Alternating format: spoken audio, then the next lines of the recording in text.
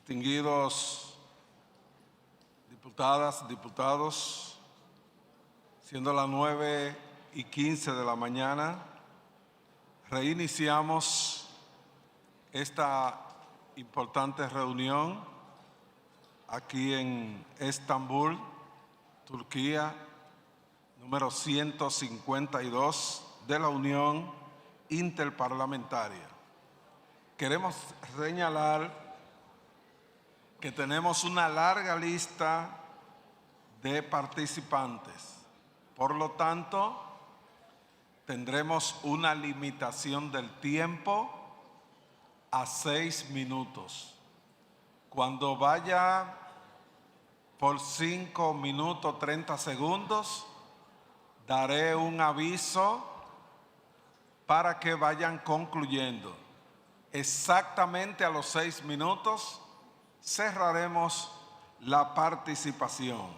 También les recuerdo que el derecho a la libertad de expresión y de opinión es un derecho fundamental que contribuye al respeto de todos los derechos y es un pilar fundamental de la democracia. Sin embargo, el ejercicio de este derecho no le permite a ningún expositor violar el derecho de los demás, incluyendo el derecho a la no discriminación por ninguna causa. En caso de que alguien violente uno de estos principios con expresiones que claramente inciten a violentar el derecho de alguno de los participantes en esta reunión de la Unión Interparlamentaria, nosotros que estamos presidiendo esta reunión podremos suspender dicha participación y ordenaríamos que quien emitió esas expresiones, sean difamatorias o de intolerancia, pueda suspender el uso de la palabra o que se retracte. En ese sentido, comenzamos con el uso de la palabra y vamos a otorgarle el uso de la misma al Parlamento, a la representación de Uruguay. ¿Está aquí? Adelante, Uruguay.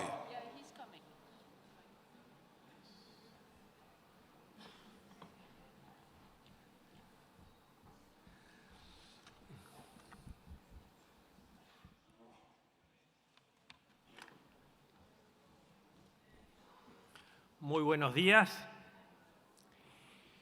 La Unión Interparlamentaria nos ha convocado a poner nuestra mirada en las nuevas generaciones, en las generaciones futuras, como se dice ahora. Y creo que hay razones más que suficientes para haberlo hecho. En primer lugar, porque como ustedes saben, esta es la primera vez en mucho tiempo que las nuevas generaciones creen que el futuro va a ser peor que el presente. Y eso nos genera una enorme responsabilidad. En segundo lugar, porque no escapa a ninguno de nosotros que efectivamente estamos ante riesgos existenciales, no solamente por los conflictos armados que estamos viviendo, que ya son tradicionales lamentablemente, sino también por las nuevas tecnologías. La inteligencia artificial general, dicho por los propios desarrolladores, implica, no hay que soslayarlo, un riesgo existencial. Y también porque la mayoría de los que estamos acá somos la última generación analógica. Y eso nos genera una enorme responsabilidad de transmitir a las nuevas generaciones valores como, por ejemplo, la democracia, que solamente nosotros, la generación analógica, puede hacerlo. Por eso tenemos que pasar necesariamente del compromiso a la acción. Y en un tiempo de cambios como el que estamos viviendo, sería absolutamente inconveniente e inútil pensar que podemos pasar a la acción sin innovar, solo reaccionando. Y en esa innovación tenemos dentro de la propia Unión Interparlamentaria buenos ejemplos de mecanismos que nos permiten abordar estos nuevos tiempos y responder a los desafíos de las nuevas generaciones. Y me refiero, y quiero poner énfasis en este tiempo, en la gobernanza anticipatoria que algunos parlamentos ya están aplicando, ya están practicando en la Unión Interparlamentaria y en sus respectivos países.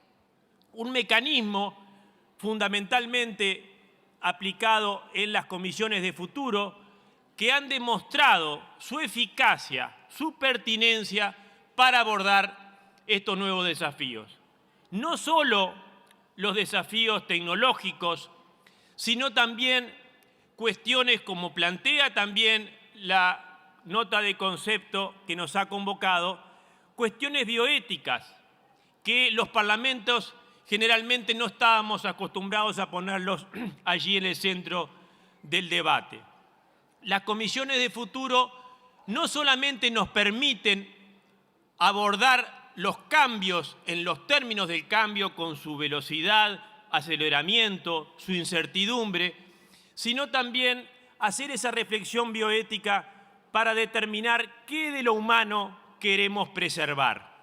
¿Qué tenemos que adaptarnos? ¿Qué tenemos que adoptar de las nuevas tecnologías para una mejor humanidad? Pero ¿qué aspectos, qué valores, qué cuestiones debemos preservar para seguir siendo humanos?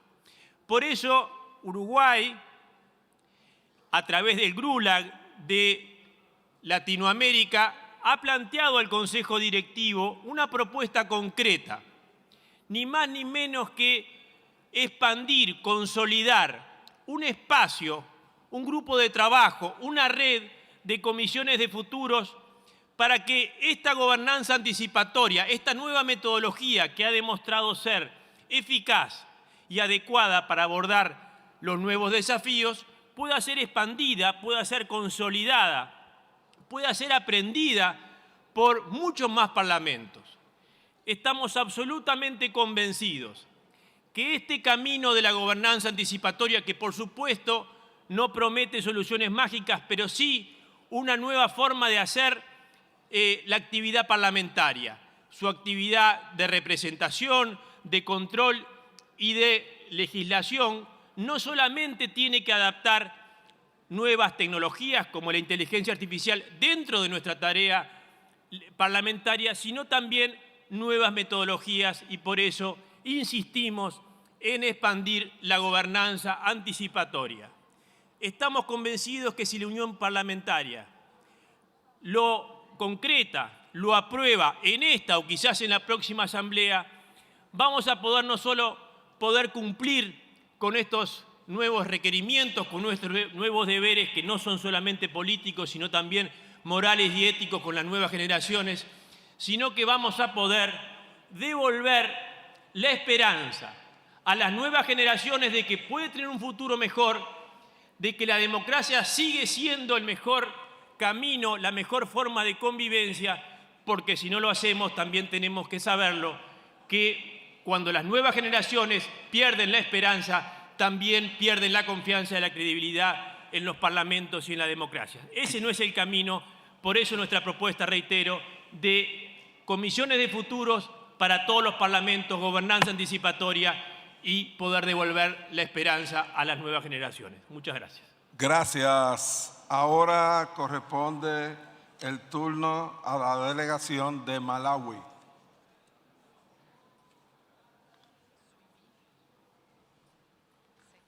Luego, para que se vaya preparando, la delegación de Luxemburgo.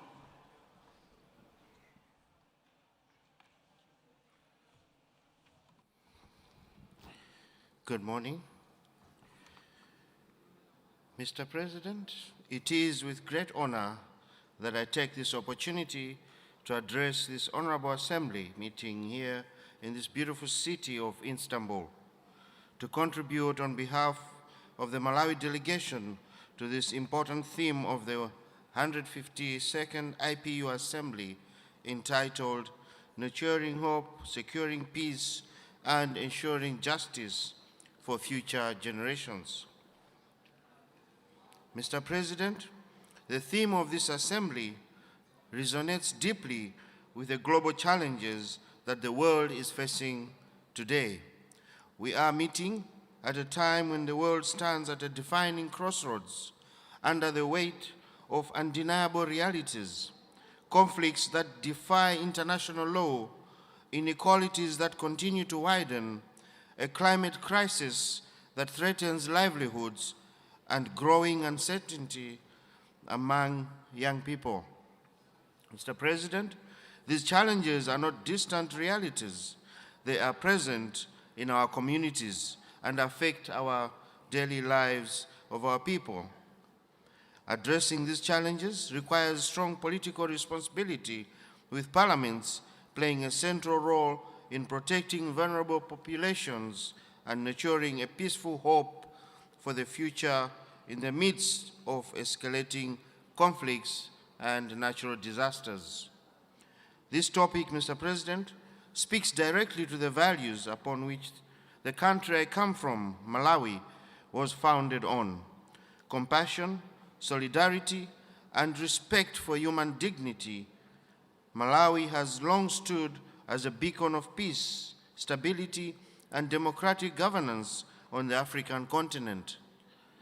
Its voice is engraved in both weight and moral suasion for advancing and defending humanitarian principles. Anchored in respect for human dignity, the rule of law, as well as rules-based international order and inclusive governance, both domestically and on the global stage. Malawi remains committed to these values, guided by its long-term vision, which recognizes peace as a foundation of sustainable development through legislative, oversight, and representative functions. Mr. President, the government of Malawi and Parliament have implemented key initiatives, including programs to address poverty and to target food insecurity to millions of vulnerable households, such as the Affordable Inputs Program and the Social Cash Transfer Program. Furthermore, Malawi remains committed to international cooperation and has demonstrated this through its participation in global frameworks such as the Paris Agreement on Climate Change and the United Nations Sustainable Development Goals, SDGs. The country continues to uphold environmental protection through policies on sustainable land use and water resource management. In addition, Mr. President, Malawi is increasingly engaging on emerging issues such as the artificial intelligence, working to ensure that technological advancements are guided by democratic principles and respect for human rights. Mr. President, on the question of youth inclusion and integrational justice, Malawi acknowledges the urgent need to involve young people in decision-making while the youth representation remains low globally. Our Parliament has taken steps to engage youth through parliamentary outreach programs such as the Youth Parliament, and also in collaboration with the civil society organizations. Similarly, Malawi continues to promote gender equality through legislative reforms and affirmative action, which has seen the increased women participation in politics. Of course, Mr. President, gaps remain. However, this progress is guided by commitments such as the Southern Africa Development Community Protocol on Gender and Development and the Convention on the Elimination of All Forms of Discrimination against Women, alongside national laws like the Gender Equality Act of 2013. In conclusion, distinguished delegates, before I end, I wanted to comment on what is happening and what my colleagues have also commented. I am a Muslim from Africa, and we Muslims in Africa are told that we Muslims, whether you're a Christian or a Muslim, we are brothers and sisters. What has happened to our brothers in Palestine? Have we abandoned them? One man's decision is affecting the whole world right now. Uncertainty is the word of the day. Our leaders can be captured, can be murdered, and as IPU, I think we need to have a strong word. We need to stand together and fight a common goal, a common goal that should respect the rights of all people, of all humanity, regardless of who they are and where they come from. I would like to say that Palestine is not alone. We are with you and will be with you until the day the light shall be on you. Thank you so much for your attention. Muchas gracias. Ahora corresponde el turno a la delegación de Luxemburgo y luego Zambia tendrá la palabra. Adelante, Luxemburgo.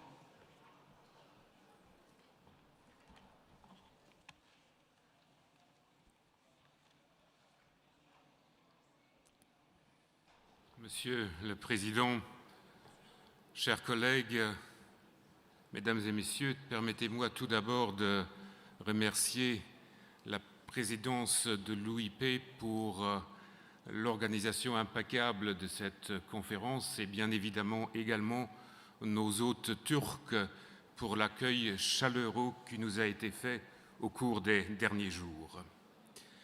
Partout dans le monde, des conflits armés perdurent sur des fronts multiples, souvent invisibles aux yeux de l'opinion internationale et trop souvent oubliés. Or, nous le savons, aucune paix durable ne peut s'enraciner dans un sol d'oppression. La violence s'est banalisée. L'Ukraine et Gaza en sont les témoignages les plus douloureux. La situation au Moyen-Orient menace la stabilité régionale, les équilibres économiques mondiaux et avant tout la vie des populations civiles. Face à ces réalités, le silence des parlementaires serait une erreur et nous en appelons, notamment au Moyen-Orient, à une désescalade immédiate. En mars dernier, nous avons également clairement soutenu l'établissement d'un tribunal international spécial pour juger les responsables du crime d'agression contre l'Ukraine. Le Luxembourg est convaincu qu'aucune paix durable ne peut être atteinte sans que justice soit rendue aux victimes. En ce qui concerne le conflit israélo-palestinien, le Parlement luxembourgeois a, à de multiples reprises, réclamé la solution à deux États. Et en septembre 2025, le Luxembourg a franchi un pas supplémentaire en reconnaissant formellement l'État de Palestine dans les frontières de 1967, non pas comme un aboutissement, mais comme un point de départ vers la réconciliation et la justice. C'est l'architecture même de l'ordre international qui est aujourd'hui ébranlée dans ses fondements. Les règles existent encore, ce qui vacille, c'est la volonté de les respecter. Remettre en cause la légitimité de la Cour internationale de justice ne peut pas être une option. Même en temps de crise, et surtout en temps de crise, l'ordre international doit prévaloir.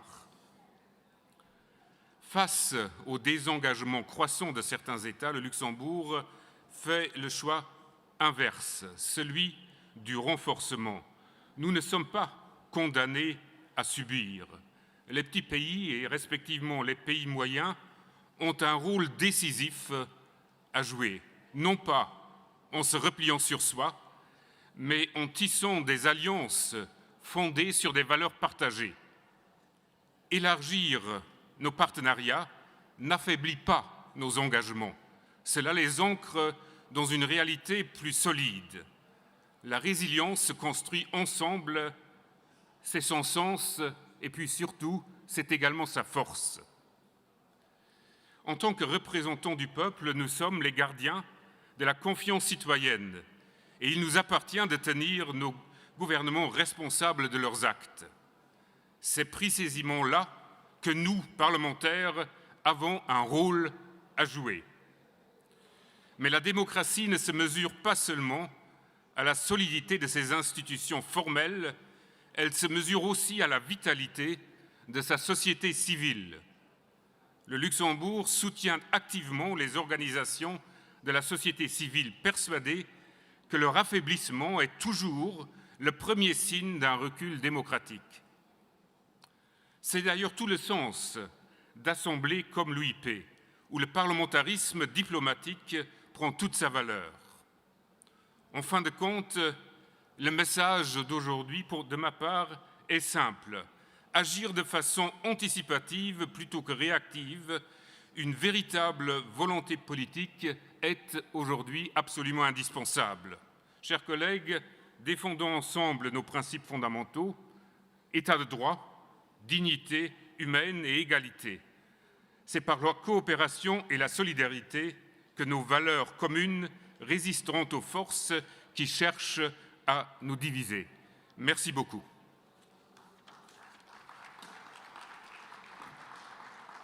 Muchas gracias.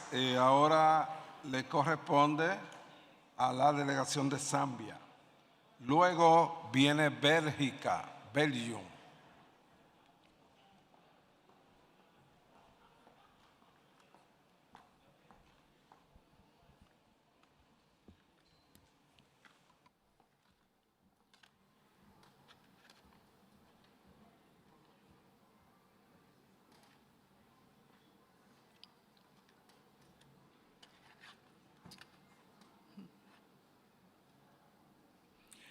Thank you very much, Mr. President, honorable speakers and heads of delegations, distinguished parliamentarians, distinguished ladies and gentlemen. It is my honor and privilege to address this distinguished assembly on behalf of the National Assembly and the people of the Republic of Zambia. I extend my sincere appreciation to the government and the people of the Republic of Türkiye and the Grand National Assembly of Türkiye for their warm welcome, wonderful hospitality, and for hosting this important assembly. Mr. President, as we gather here, we are reminded of our sacred duty to nurture hope and secure peace and justice for future generations. The Inter-Parliamentary Union's commitment to fostering dialogue and cooperation is more relevant today than ever. Our world faces complex challenges, conflict, inequality, and climate change, among others. The ongoing war in the Middle East reminds us of the devastating human cost of conflict, lost lives, family displaced, and hope dimmed for many children. It is a stark call for all of us as parliamentarians to reaffirm the power of diplomacy, dialogue, and respect for international law in resolving disputes. Yet amidst these challenges lies an opportunity to redefine our collective future. As leaders, we must prioritize people over politics and work towards inclusive, sustainable development that leaves no one behind. Mr. President, Zambia believes in the power of peace, unity, and cooperation, guided by our national values of dignity, equality, and justice. We have made strides in promoting stability and prosperity. We know from our own history that peace is built through tolerance, dialogue, and a commitment to the common good. Nurturing hope begins with strengthening democracy, protecting freedoms, and ensuring that the rule of law prevails.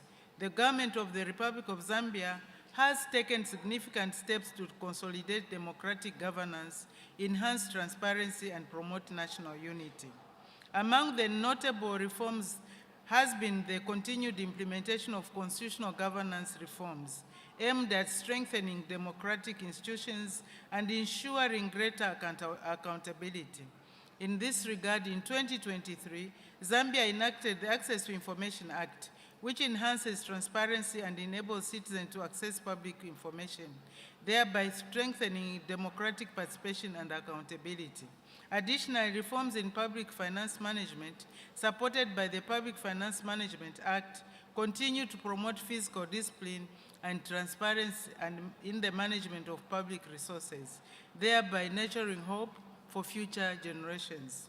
Mr. President, you may wish to also note that Zambia has continued to be committed towards the maintenance of peace and stability within our borders, across the region, and at global level. Zambia has also upheld a legacy as a peaceful nation and a champion of dialogue, mediation, and regional cooperation through active participation in regional and international bodies, such as the Southern African Development Community, the African Union, the Commonwealth Parliament Association, and Inter-Parliamentary Union. Hope for future generations must be anchored on sustainable development. In this vein, the government of the Republic of Zambia has implemented policies aimed at improving economic resilience, promoting youth empowerment, and expanding opportunities for women and marginalized communities.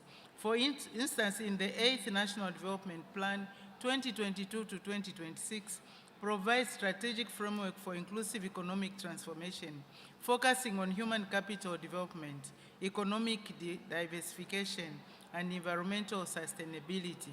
Further programs such as the Constituency Development Fund has empowered local communities by financing schools, health facilities, youth empowerment initiatives, and community infrastructure across the country. Investment in education have been strengthened through free education policy from early childhood to secondary school, which has significantly increased the number of learners by over 2.5 million for the last 4 years. Mr. President, we need to harness our collective strength to address global challenges, promote human rights, and ensure every child, whether in Africa, Europe, Asia, America, or Middle East, inherits a world of peace, opportunity, and hope.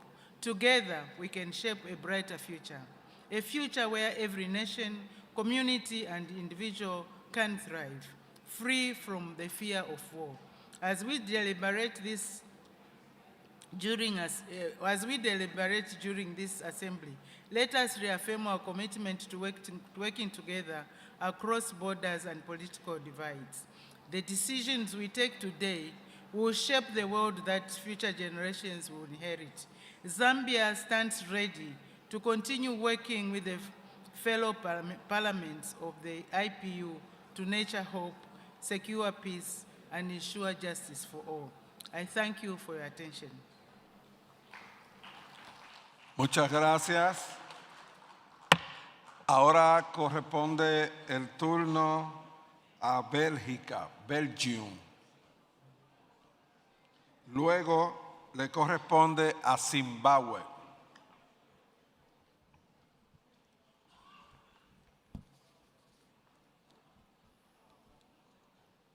Oh, that's very high.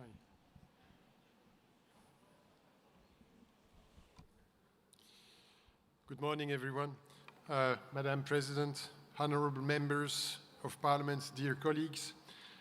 At a time when the world is gripped by senseless violence and diplomacy seems to fade away, it may seem naive to speak of hope, peace, and justice. And yet, not to do so would already be a form of surrender. Now more than ever, we must nurture hope, secure peace, and ensure justice for future generations. In our moments of doubt, we must be guided by a compass that of rule of law and human rights. All of us here have one thing in common: we are parliamentarians, and our shared role is to hold our government accountable. It is crucial that the laws we pass respect the human rights enshrined by the United Nations. It is on this condition that our states will be fully governed by the rule of law. And it is also our responsibility to ensure that the IPU resolution, including the one that we are adopting during this session, do not remain merely symbolic. They must be translated into laws and concrete actions. Our parliaments also act as a vital bridge between citizens and political decision-making. Allow me to say a few words about the future generation, the theme of our assembly.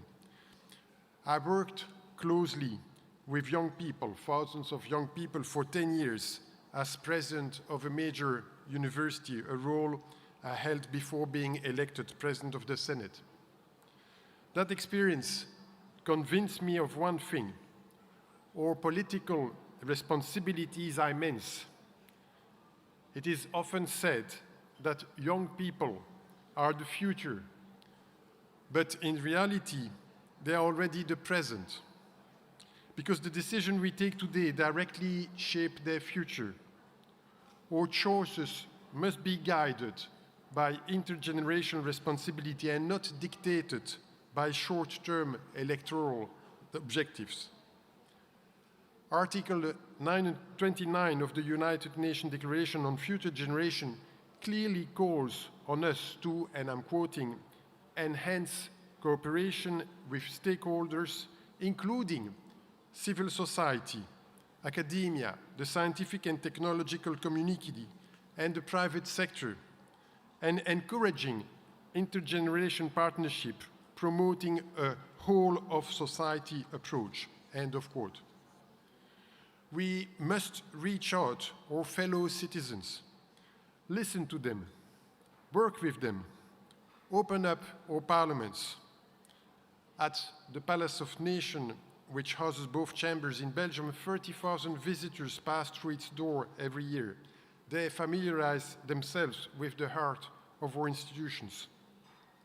These concrete actions, visits, meetings, answering questions, experts' hearings, can be genuine drivers of trust in institutions, and through this, strengthen cooperation and democracy. I look forward to taking advantage of this IPU assembly to exchange best practice and innovative ideas in order to nurture hope, secure peace, and ensure justice, not only for future generations, but starting today through our decisions. Many thanks for your attention. Thank you. Gracias. Ahora corresponde el turno a Zimbabue, luego Eswatini, el reino de Eswatini.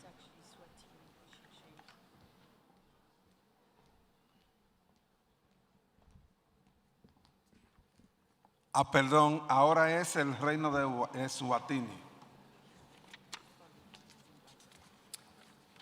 Thank you, Mr. President, honorable speakers, honorable members of parliament, distinguished delegates, a very good morning to all of you. On behalf of our entire delegation from the Kingdom of Eswatini, may I humbly extend our deepest gratitude to the government of the Republic of Türkiye for the exceptional hospitality and outstanding reception afforded to us on our arrival in this beautiful country. The Republic of Türkiye has set a standard of welcome that will remain with us long after we return home. Colleagues, allow me to extend my profound gratitude for the outstanding work done by Dr. Tulia Akson and Mr. Martin Chungong during their tenure in their respective portfolios. We salute our African sister and brother for the unprecedented milestones in this esteemed organization. Indeed, they will leave an indelible mark on the abilities of African contributions in such organizations. We thank the IPU team for their hard work. The theme before us, nurturing hope, securing peace, and ensuring justice for future generations, is both timely and deeply resonant. It calls upon us as leaders and legislators to reflect not only on present realities, but on the legacy we are building for those who will come after us. In Eswatini, this aspiration is firmly anchored in our National Development Plan 2023 to 2028, which seeks to achieve economic recovery and sustainable livelihoods for all citizens.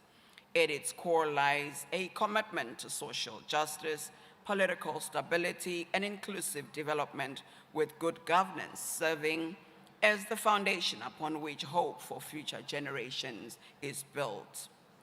Mr. President, the Kingdom of Eswatini continues to pursue a deliberate and coordinated approach to national development. Our government's policy direction, encapsulated in the Ngwe, which means agile mandate, is focused on accelerating inclusive economic growth, reducing poverty, combating corruption, creating employment, and strengthening essential public services such as health and education. Across government, the Ministry of Economic Planning and Development drives strategic coordination of national priorities, including alignment with the Sustainable Development Goals. The Ministry of Education and Training is implementing comprehensive reforms aimed at equipping our young with relevant skills for the future.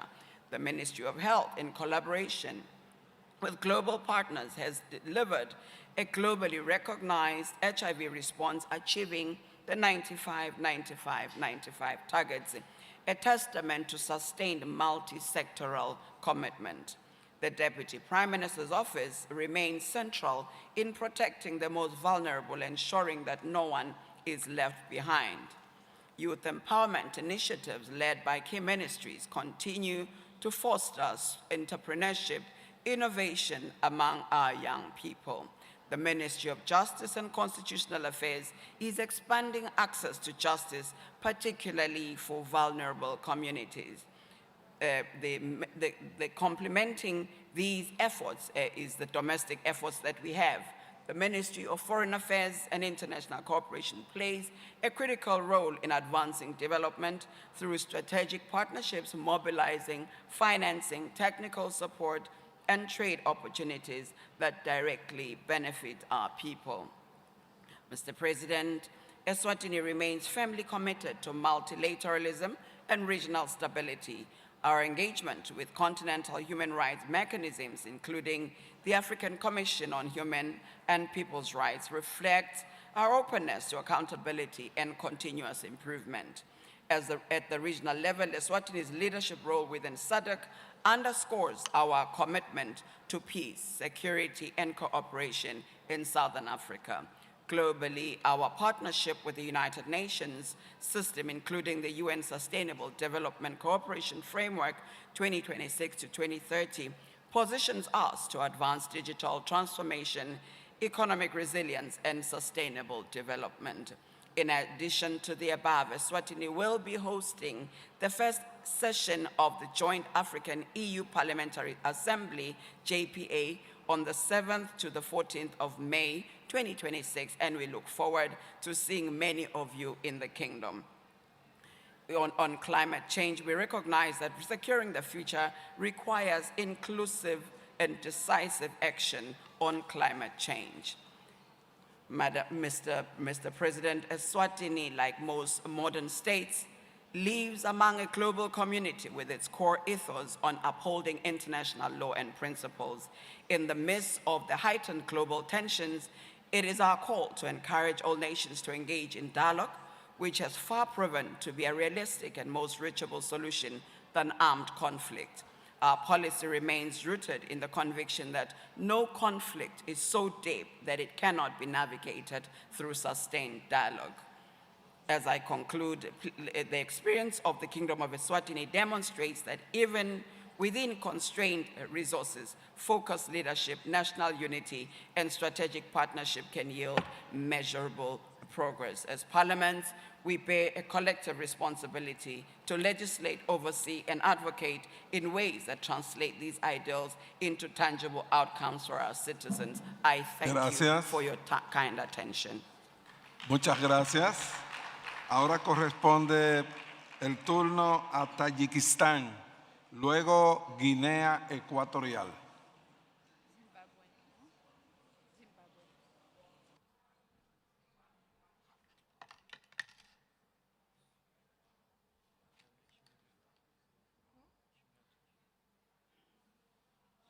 Corrijo, viene Zimbabue.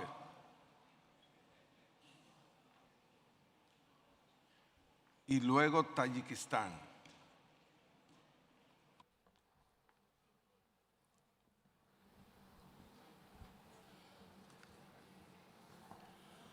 Good morning, everyone. Good morning, everyone. That's much better. Mr. President, thanks to Türkiye for his gracious hospitality as I bring you warmest greetings from the Republic of Zimbabwe through our President, Dr. Idi Mnangagwa. Mr. President, our theme on nurturing hope, securing peace, and ensuring justice for future generations affirms the 1945 United Nations Charter on the imperative for global peace and security after two cataclysmic world wars. That is why the 2030 Agenda for Sustainable Development, particularly Sustainable Development Goal number 16, advocates for inclusive, peaceful societies, access to social justice for all, and accountable institutions at every level of governance. However, as the Sustainable Development Report of 2024 confirms, SDG 16 remains among the most severely off track of the 17 sustainable goals. Mr. President, according to the 2023 United Nations High Commissioners for Refugees report, over 117 million people have been forcibly displaced from their homes and communities as a result of conflicts.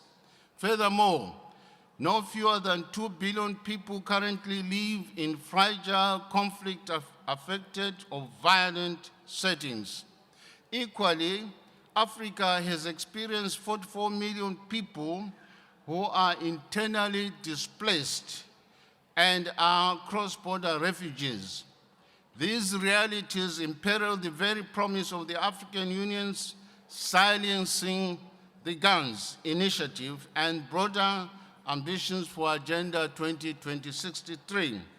Alarmingly, the Stockholm International Peace Research Institute reports that global military expenditure topped $2.4 trillion in 2023 alone. Let the world, therefore, Mr. President, heed the exhortation by Pope Leo XIV, who says that, and I quote, "Let those who have weapons lay them down." And he goes on to say, those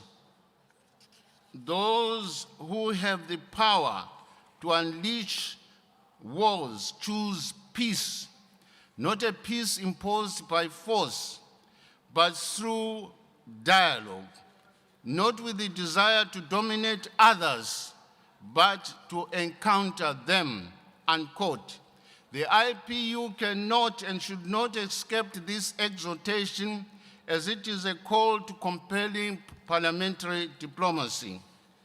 Mr. President, Zimbabwe approaches this theme as a nation that has paid a heavy price for peace and independence. Its hard-fought liberation struggle that exerted immeasurable sufferings and sacrifice upon our people, yet Zimbabwe emerged with a resolute commitment to global peace and security. At independence in 1980, our founding president, Robert Mugabe, crystallized that determination when he declared that, and I quote, "Surely this is now the time to beat our souls into plowshares so we can attend to the problems of developing our economy and our society," unquote. To reinforce that spirit, Zimbabwe embraced reconciliation as a national ethic of renewal. The UNITA Code of 1987 ended a painful chapter of internal division and set our country on a path of national reconstruction and healing. Our 2013 Constitution has solidified that national spirit of reconciliation through a robust Bill of Rights. Mr. President, nurturing hope in the middle of the current global war conflicts and in future demands that we should religiously believe that hope does not disappoint. Hope does not disappoint. That justice is the ethical, philosophical, and legal principle of fairness, equity, and moral rightness, which guarantees peace for the present and future generations globally. Meanwhile, Mr. President, the peace dividend must be premised on the total respect for international law and multilateralism and not on unipolar hegemony. I thank you for your attention. Muchas gracias. Ahora corresponde el turno a Tayikistán y luego entonces sí a Guinea Ecuatorial.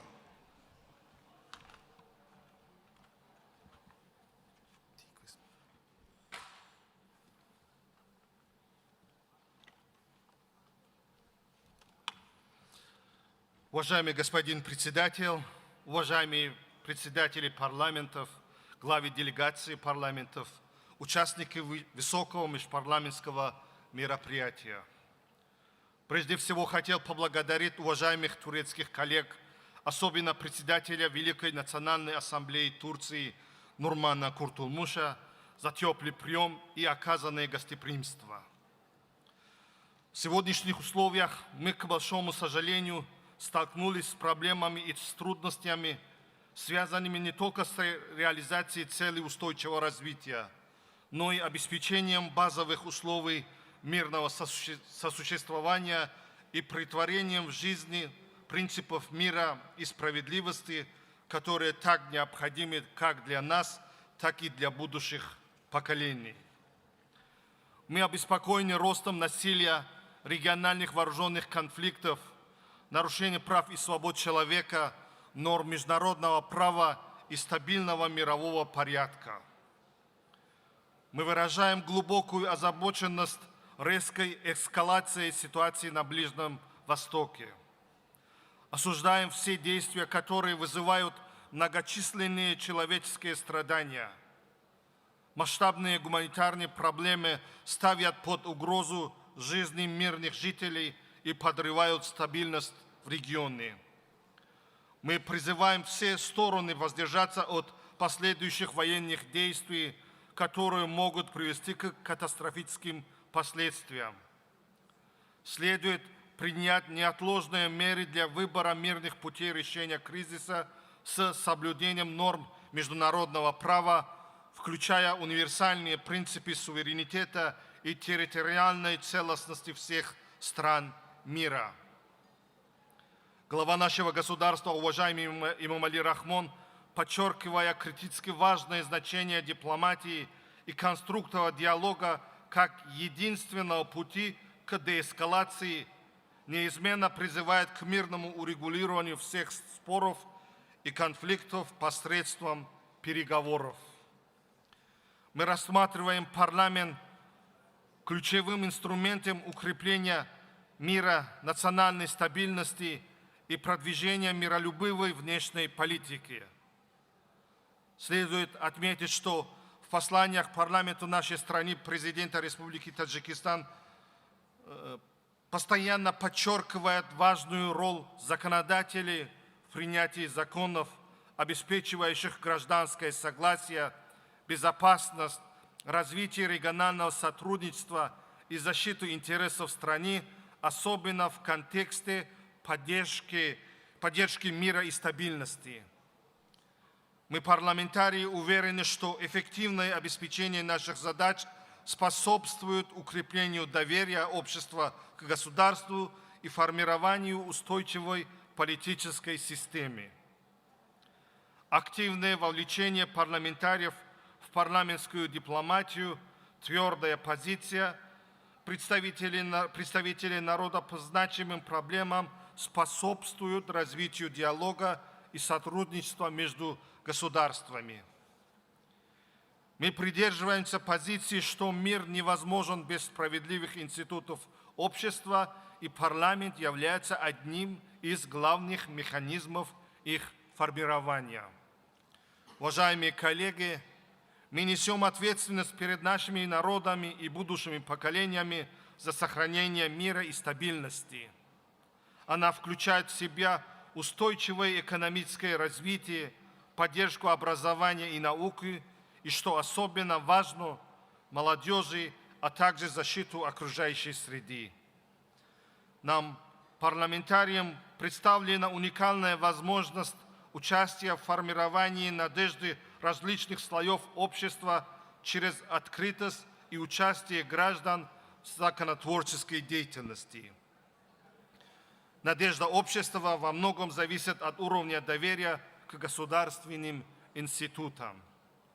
Мы считаем важным, что парламенту следует основываться на прозрачности своей деятельности, взаимодействовать с гражданским обществом, вести учет мнения населения и развивать механизмы не только парламентского, но и общественного контроля. Так как активное участие граждан в политической жизни укрепляет демократию и формирует чувство сопричастности к будущему. Взращивание надежды – долгосрочный процесс, требующий ответственности, мудрости и последовательности. Именно парламент, действующий в интересах общества, способен обеспечить мирное и справедливое будущее. И с этой высокой трибуны я хочу пожелать парламентариям всего мира успехов в деле укрепления мира, сотрудничества и прогресса. Спасибо, благодарю за внимание. Gracias. Ahora corresponde el turno a Guinea Ecuatorial y luego Emiratos Árabes Unidos.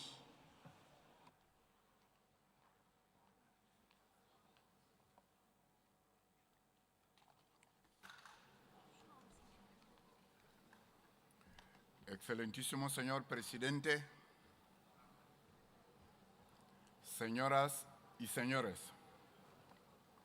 séame permitido, en primer lugar, en nombre del Parlamento de la República de Guinea Ecuatorial, expresar nuestras felicitaciones y agradecimiento al Parlamento de la República de Turquía y la Unión Interparlamentaria por la invitación formulada para participar a este importante evento, así como la perfecta organización de esta 152 Asamblea en esta bella ciudad de Estambul, bajo el título Alimentar la esperanza, asegurar la paz y la justicia para las generaciones futuras. La delegación del Parlamento de Guinea Ecuatorial, que tengo el honor de representar en esta 152 edición de la Asamblea de la Unión Interparlamentaria, se complace en poder compartir sus reflexiones sobre esta temática con la distinguida audiencia aquí presente y contribuir a enriquecer el debate planteado, teniendo en cuenta que los valores de la esperanza, la paz y la justicia constituyen principios éticos fundamentales que promueve la convivencia armoniosa y la dignidad humana, ello nos apela a todos a promover la implementación de los mismos a fin de lograr sociedades pacíficas y más justas, así como una proyección de futuro más positiva para las generaciones venideras, al igual que están llamados a hacerlo otras instituciones. Los parlamentos también pueden desempeñar un papel importante en ese sentido, pudiendo implementar muchas acciones que alimentan la esperanza para las futuras generaciones. Asimismo, y en lo referente a asegurar la paz y la justicia, podrían emprender acciones parlamentarias que, 1. Aprobar leyes que promuevan sociedades justas, pacíficas e inclusivas, reduciendo la corrupción y garantizando la igualdad ante la ley. 2. Utilizar el diálogo parlamentario y la cooperación internacional para resolver conflictos de manera pacífica. 3. Adoptar legislaciones nacionales que incorporen tratados internacionales y protejan los derechos de todas las personas, incluyendo las que se encuentran en situación de vulnerabilidad. En este sentido, que el Parlamento de la República de Guinea Ecuatorial considera que no se ha quedado atrás en la realización de esos esfuerzos, sino bien es cierto que también viene contribuyendo en la promoción de la esperanza, en el aseguramiento de la paz y la justicia, desde los ámbitos de sus funciones legislativas y presupuestarias, ya que en los últimos años ha elaborado leyes de los presupuestos generales del Estado, mediante las cuales viene autorizando al Gobierno a realizar gastos públicos destinados a financiar programas relacionados a esos valores de convivencia humana, como con, entre otros proyectos, de lucha contra la corrupción y el saneamiento de la administración de justicia, promoción de la mujer e igualdad de género, educación de mujeres adultas, jóvenes y adolescentes, mejora de las condiciones de vida de los niños y sus familiares, etcétera, etcétera. En conclusión, creemos que a pesar de ser de gran variedad, las acciones parlamentarias para alimentar la esperanza, asegurar la paz y la justicia, todas tienen el mismo denominador común, consistente en la formulación de legislaciones que promueven su aplicación, así como la implementación de una actividad de diplomacia parlamentaria que fomente los objetivos de desarrollo sostenible del milenio aprobado por la humanidad en virtud de la resolución de la Asamblea de las Naciones Unidas de fecha 25 de septiembre de 2015. Compañeras y compañeros, pedimos que se respeten la soberanía de los países. No hay ni un país grande ni un país pequeño. Necesitamos la paz para todo el mundo. Muchas gracias. Gracias. Ahora corresponde el turno a Emiratos Árabes Unidos y luego Maldives.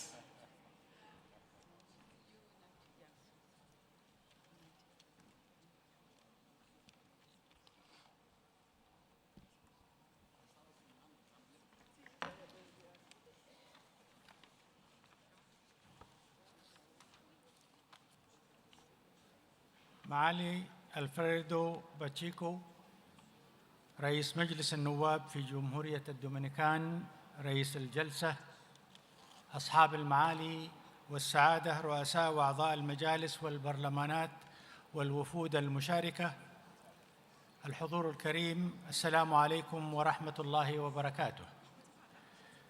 يطيب لي بداية أن أتوجه بالشكر الجزيل إلى الجمهورية التركية الصديقة حكومة وشعباً على حفاوة الاستقبال وكرم الضيافة، وإلى الاتحاد البرلماني الدولي والجمعية الوطنية الكبرى على حسن الإعداد والتنظيم لهذا المؤتمر. كما يسرني أن أتحدث إليكم اليوم في جمعية اختارت لنقاشها العام عنوانا بالغ الأهمية والدلالة، وهو رعاية الأمل وصون السلام وضمان العدالة للأجيال القادمة. وهو عنوان لا يعبر عن طموح مستقبلي فحسب، بل يختزل نهجاً راسخاً في سياسة دولة الإمارات منذ تأسيسها، نهجاً قام على ترسيخ قيم التسامح وتعزيز التعايش والانتصار للسلام كخيار استراتيجي، غير أن الأمل والسلام وضمان العدالة للأجيال القادمة لا يصان بالشعارات وحدها، بل بموقف واضح من كل من يهدد سيادة الدول ويزعزع استقرار الجوار ويحول الممرات الدولية إلى أدوات ضغط وابتزاز. ولعل الدلالة الأبلغ في هذا المقام أن الضمير الدولي نفسه لم يعد قادراً على النظر إلى هذه الأفعال بوصفها مجرد وقائع عابرة في نزاع مشتعل، بل بات يراها كما عكسته مواقف الشرعية الدولية في مجلس الأمن بقراره 2817 لسنة 2026، ومجلس حقوق الإنسان بقراره 38 لسنة 2026، اعتداءً يطال جوهر النظام الدولي الذي يفترض أن يصون السيادة ويحمي المدنيين ويكفل حرية المناحة ويمنع تحويل القوة إلى أداة ابتزاز سياسي واقتصادي. أصحاب المعالي والسعادة، إن ما تواجهه دولة الإمارات والدول الخليجية اليوم ليس تصعيد عابر، بل هو نمط متكرر من السلوك العدواني الإيراني المباشر وعبر الوكلاء، سلوك غاشم وغير مبرر وغير قانوني يستهدف الأعيان والمنشآت المدنية من المطارات والموانئ ومنشآت الطاقة والبنية التحتية المدنية الحيوية ومحطات تحلية المياه ومراكز الأمن الغذائي والمراكز الصناعية والعديد غيرها من الأعيان المدنية. ولم تقف هذه الممارسات عند هذه الحدود، بل امتدت لتعطل حرية الملاحة في مضيق هرمز الذي يمر عبره ما يقارب 5 تجارة الطاقة العالمية والأسمدة الضرورية للزراعة سيما لدول الجنوب العالمي. وفي هذا ليست الخطورة فيما حدث، بل فيما قد يصبح مقبولاً إذا ما تم التهاون في التصدي له أو التغاضي عنه. فإذا خرج العالم بانطباع أن تهديد الدول أو تعطيل الممرات يمكن أن يلجأ إليه البعض لتحسين شروطه السياسية أو التفاوضية، فإننا نكون قد أرسينا سابقة يختلط فيها المشروع بالمرفوض وتستبدل فيه القواعد بالأمر الواقع. ومن هذا المنطلق فإن دولة الإمارات إذ رحبت بالهدنة بين الولايات المتحدة وإيران وإذ تتابع مسار المفاوضات الجارية تؤكد أن أي تسوية لا يمكن أن تكتسب شرعيتها أو استدامتها ما لم تأخذ بعين الاعتبار حقوق الدول المتضررة ومخاوفها، بما يضمن توازناً حقيقياً بين مقتضيات السلام ومتطلبات الأمن والاستقرار. أصحاب المعالي والسعادة، إن إغلاق مضيق هرمز ليس مجرد تعطيل لممر دولي بحري، بل هو ابتزاز وسلوك وعدواني متهور وخنق متعمد لشريان حيوي للاقتصاد العالمي وأمن الطاقة والاستقرار الدولي.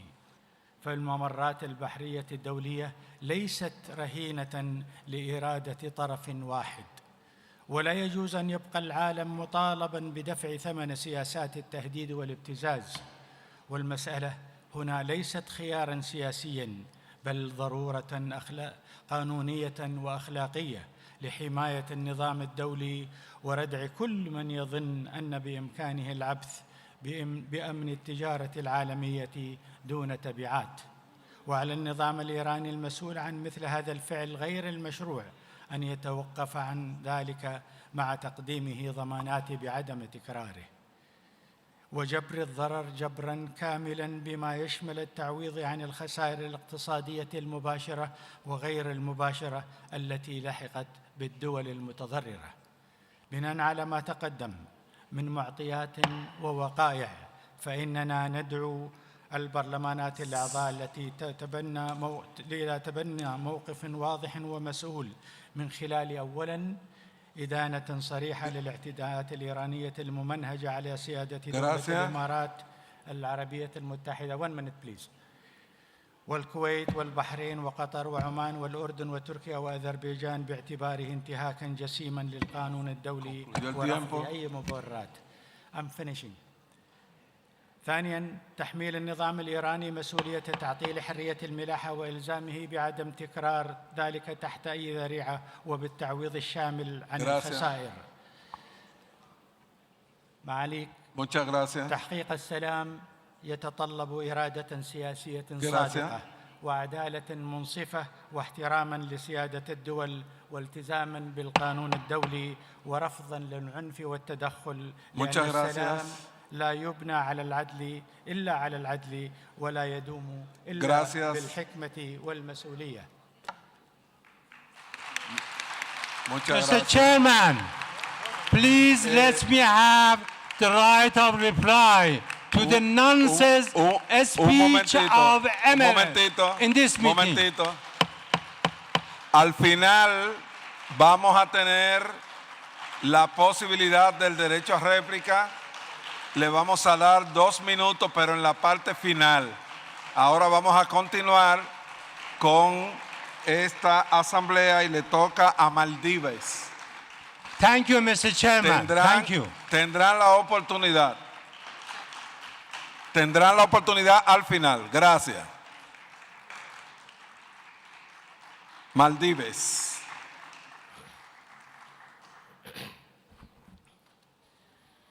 بسم الله الرحمن الرحيم الحمد لله رب العالمين والصلاة والسلام على نبينا محمد وعلى آله وصحبه أجمعين. Mr. President, honorable speakers of parliaments and distinguished delegates, ladies and gentlemen, Assalamu alaikum wa rahmatullahi wa barakatuh. It gives me great pleasure and honor to address this distinguished assembly here in the historic city of Istanbul, where cultures, continents, and civilizations meet. First, let me express my sincere gratitude to the government and Parliament of Türkiye for the generous welcome, the warm hospitality, and the excellent arrangements of this assembly. Mr. President, nurturing hope, securing peace, and ensuring justice for future generations. This theme serves as a reminder of the vital collective responsibilities we carry as members of parliaments. Today, we live in a world of uncertainty, discrimination, and conflict, as well as rapid global shifts. In such times, our citizens look to their elected representatives to provide solutions that are just, sustainable, and future-oriented. Nurturing hope begins with empowering citizens, especially youth and women. This is achieved by ensuring access to quality education, better employment opportunities, and healthcare, as well as engaging them in decision-making processes. Hope is nurtured when people feel heard and remain confident that they are safe and that their voices carry weight. Mr. President, peace and stability require constant effort, dialogue, and cooperation we must respect international law, maintain strong partnerships, and solve problems together. Parliamentary diplomacy plays a vital role in helping countries work together and build stronger ties. For small island developing states like the Maldives, peace and climate security are closely linked. As I have said at previous IPU assemblies too, climate change threatens our lives and livelihoods. Climate change impacts are already changing our lives. Therefore, to ensure safety for future generations, we must engage in urgent and collective international climate action based on justice, accountability, and equity. Those nations most vulnerable to the impacts of climate change must receive greater support and assistance to address its increasingly severe consequences. Mr. President, justice is the foundation of lasting peace. This requires strong democratic institutions, accountable governance, respect for human rights, and the rule of law. To ensure justice for future generations, we must make sure the decisions we make today protect the well-being of the youth who will inherit this world tomorrow. Mr. President, the Maldives Parliament is working toward strengthening democratic governance and ensuring inclusive processes. We are introducing reforms and modern technology to improve our work. In this regard, this year we have introduced e-petition system. This is a significant step toward increasing public participation within democratic principles.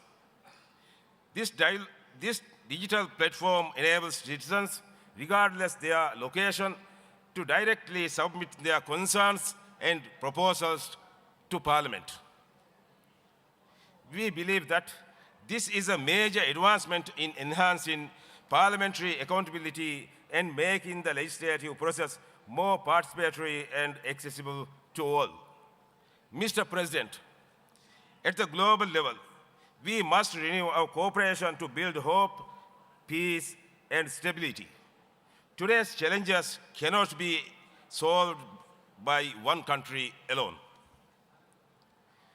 The IPU provides an important space for dialogue and cooperation among parliaments, helping us work together for the benefit of our people, and we must utilize this platform to do that.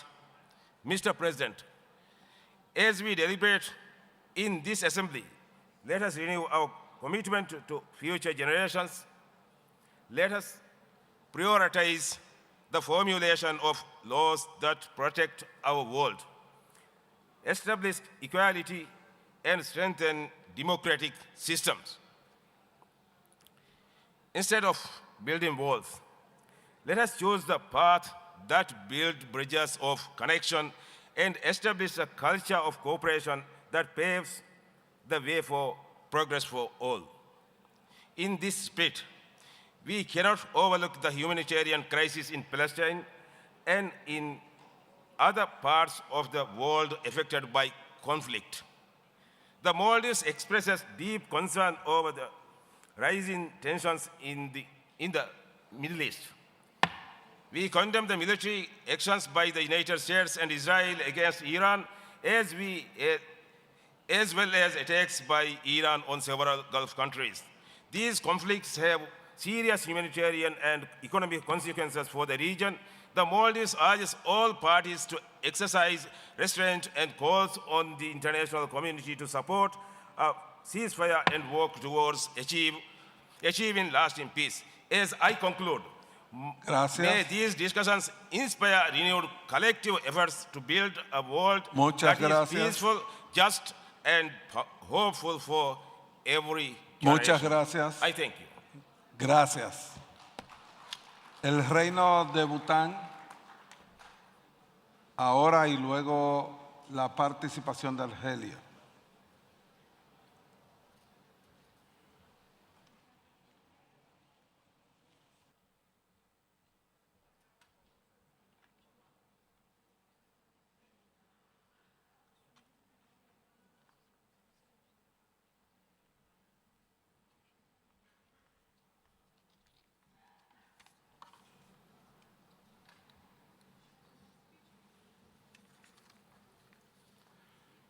Mr. President, Madam Secretary, honorable speakers, honorable presidents, distinguished delegates.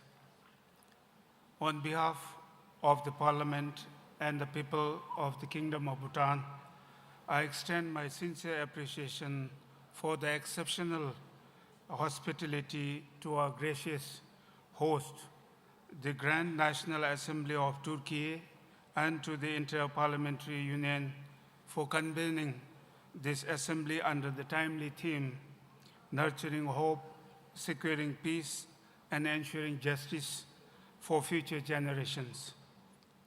We meet at a time of profound global uncertainty. Conflicts, geopolitical tensions, economic instability, and climate pressures are affecting not only the nations in the crisis, but also ordinary people everywhere. For developing countries, these challenges are especially severe, driving rising costs of living, food insecurity, and increasing pressure on livelihoods. In such times, hopes must not remain an aspiration. It must become a responsibility of leadership anchored in action. Bhutan reaffirms its commitment to multilateralism, the United Nations Charter, and the rules-based international order as essential foundation for peace and stability. For Bhutan, hope is grounded in our values. These values are guided by our profound philosophy of gross national happiness, by which we measure progress not only by economic growth, but by the well-being of our people, the strength of our communities, and harmony with nature. This reflects our deep commitment to intergenerational responsibility, ensuring that the decisions we take today safeguard the future. In our Parliament, these values are put into practice through transparency, accountability, and inclusive representation.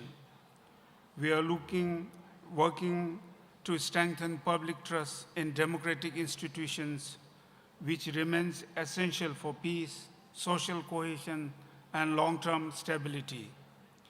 We are also advancing inclusion. Bhutan is taking steps to enhance women's representation in Parliament and to promote greater participation of young people in democratic processes, recognizing that they must shape their future that they will inherit. Parliaments play a critical oversight roles in upholding integrity. Independent constitutional bodies report annually to the Parliament, reinforcing transparency, accountability, and the rule of law. Bhutan also values parliamentary diplomacy. Through dialogue and cooperation, we seek to promote mutual understanding and contribute to collective solutions in an increasingly divided world. Ensuring justice for future generations requires forward-looking action. Bhutan's constitutional mandate to maintain at least 60% forest cover reflects our strong commitment to environmental stewardship. As a carbon-negative country, we continue to demonstrate that conservation and development can go hand in hand. We are also addressing emerging challenges, including rapid technological changes. Bhutan is advancing a human-centered and responsible approach to artificial intelligence, ensuring that innovation remains ethical, safe, and aligned with human well-being. Excellencies, the challenges we face, poverty, inequality, environmental degradations, and technological disruption require collective and forward-looking solutions. Bhutan remains committed to contributing to global efforts, including the UN Pact for the Future and the Declaration on Future Generations. As parliamentarians, we must lead with wisdom, solidarity, and compassion. Bhutan Maybe a small country, but we remain steadfast in our belief that a peaceful and a just future must be built on human dignity, environmental responsibility, and shared purposes. Let us reaffirm our common responsibility to nurture hope through accountable governance, to ensure peace through dialogue, and to ensure justice through forward-looking action. Let us all act with urgency and unity, for the choices we make today will define the world of tomorrow. Thank you for your passionate hearing. Thank you. Muchas gracias. Ahora corresponde el turno a la República Democrática y Popular de Argelia.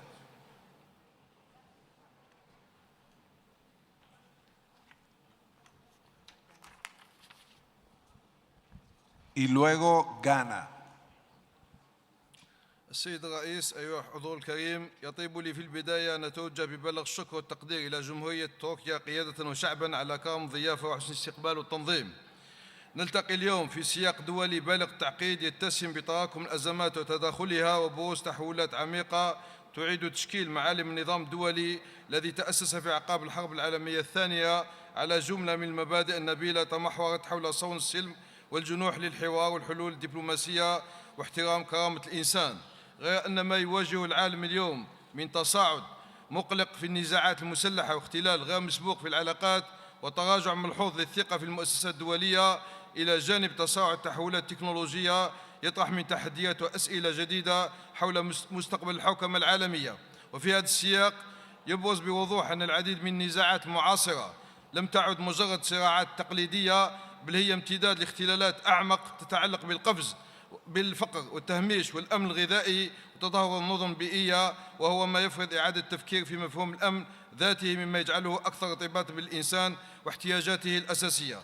ومن هذا المنطلق ترى الجزائر أن التحدي الحقيقي الذي يواجه المجتمع الدولي اليوم لا يتمثل فقط في معالجة الأزمات، بل في إعادة بناء الثقة وإحياء الأمل وترسيخ عدالة حقيقية تستفيد منها الأجيال الحالية والمستقبلية على حد سواء، انطلاقا من الرؤية التي يقودها رئيس الجمهورية السيد عبد المجيد تبون، ورامية لتعزيز العدالة الدولية وإعادة بناء الثقة في النظام متعدد الأطراف، وهو ما يقتضي بالضرورة إعادة الاعتبار للمبادئ المؤسسة لهيئة الأمم المتحدة، وفي مقدمة احترام القانون الدولي الذي يجب أن يظل الإطار الضابط للعلاقات بين الدول دون انتقائية أو ازدواجية في المعايير. فكلما استفحلت الممارسات الانتقائية كلما تآكلت شرعية المؤسسات الدولية وتراجع الإيمان بها وبجدول العمل متعدد الأطراف، وهو من شأنه أن يفتح المجال أمام منطق القوة على حساب منطق الحق. ولا يمكن في هذا المقام إغفال أحد أبرز التحديات التي تواجه مصداقية المجتمع الدولي والمتمثل في استمرار معاناة الشعب الفلسطيني. وانسجاما مع التوجهات الثابتة للجزائر تؤكد بلادنا تمسكها بالدفاع عن القضايا العادلة وفي مقدمتها القضية الفلسطينية والعمل من أجل إنفاذ قرارات الشرعية الدولية. كما نؤكد ضرورة مساءلة مرتكبي جرائم الحرب والجرائم ضد الإنسانية ووضع حد لسياسة الإفلات من العقاب بما يصون مصداقية العدالة الدولية، وندين بأشد العبارات ما يسمى بقانون إعدام الأسرى باعتباره قانونا عنصريا وانتهاكا جسيما للقانون الدولي الإنساني وسابقة خطيرة، وندعو إلى إدانته ووقفه فورا وضمان حماية الأسرى وفق المقتضيات القانونية المتعارف عليها.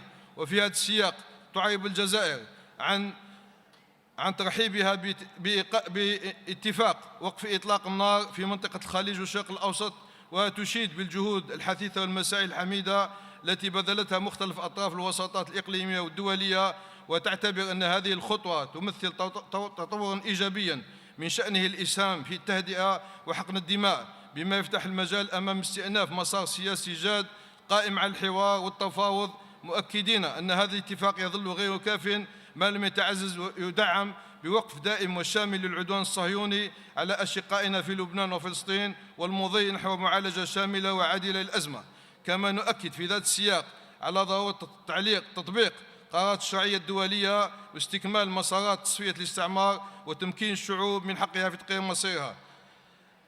السيدات والسادة، إن هذه الاختلالات بقدر ما تعكس مستوى الهشاشة الذي بلغته المنظومة الدولية فإنها تعزز القناعة بأن إصلاح منظومة الحوكمة العالمية ضرورة ملحة تفرضها التحولات الراهنة بما يضمن تمثيلا أكثر عدلا وتوازنا للدول ويعزز مصداقية المؤسسات الدولية ويمكنها من الاستجابة الفعالة للتحديات المشتركة باعتبار ذلك حجر الزاوية في استقرار النظام الدولي. كما أن صون السلم والأمن الدوليين يتطلب تبني مقاربة شاملة تقوم على احترام سيادة الدول وعدم التدخل في شؤونها الداخلية تتكفل بالأبعاد الاقتصادية والاجتماعية والبيئية.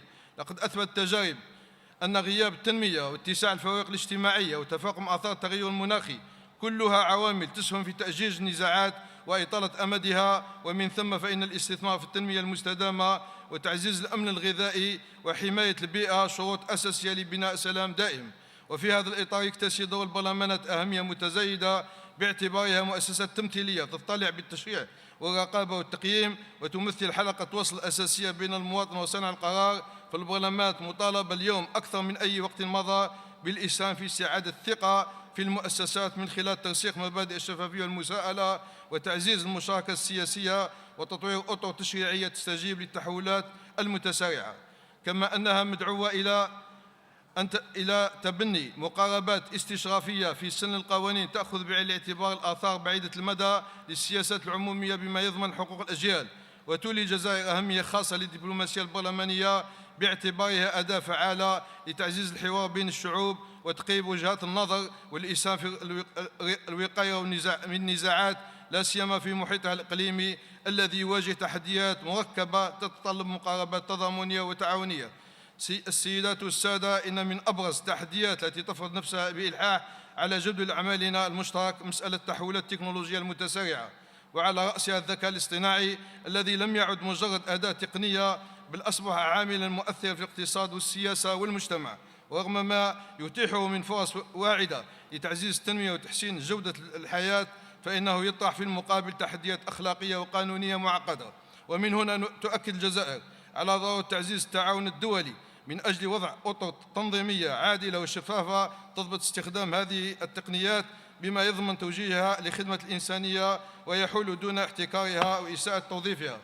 كما تدعو إلى تمكين الدول النامية من الاستفادة من هذه الثورة التكنولوجية بما يسهم في تقليص الفجوة الرقمية وتعزيز فرص التنمية. الحضور الكريم، إن مسؤوليتنا اليوم كبرلمانيين تفرض علينا أن نرتقي إلى مستوى التحديات وأن نعمل على صياغة رؤى وسياسات تستجيب لتطلعات شعوبنا وتؤسس لمستقبل أكثر عدلا وإنصافا. إن الأمل الذي ننشده للأجيال القادمة لن يتحقق إلا من خلال التزام صادق وإرادة سياسية قوية وعمل جماعي قائم على التضامن واحترام القيم المشتركة. فلنعمل معا على تعزيز الثقة في الآليات متعددة الأطراف وعلى ترسيخ مبادئ العدالة والإنصاف وعلى بناء عالم يسوده السلام وتصان فيه كرامة الإنسان وتحقق فيه تطلعات الأجيال الجالية والمستقبلية. Gracias. شكرا. Muchas gracias. Ahora entra al uso de la palabra la República de Ghana y luego Uzbekistán.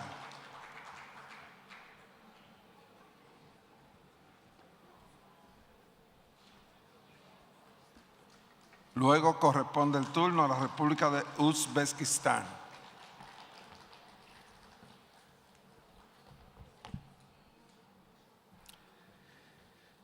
Mr. Chairman of today's session, distinguished colleagues, ladies and gentlemen, I bring you warm and fraternal greetings from the government and people of Ghana.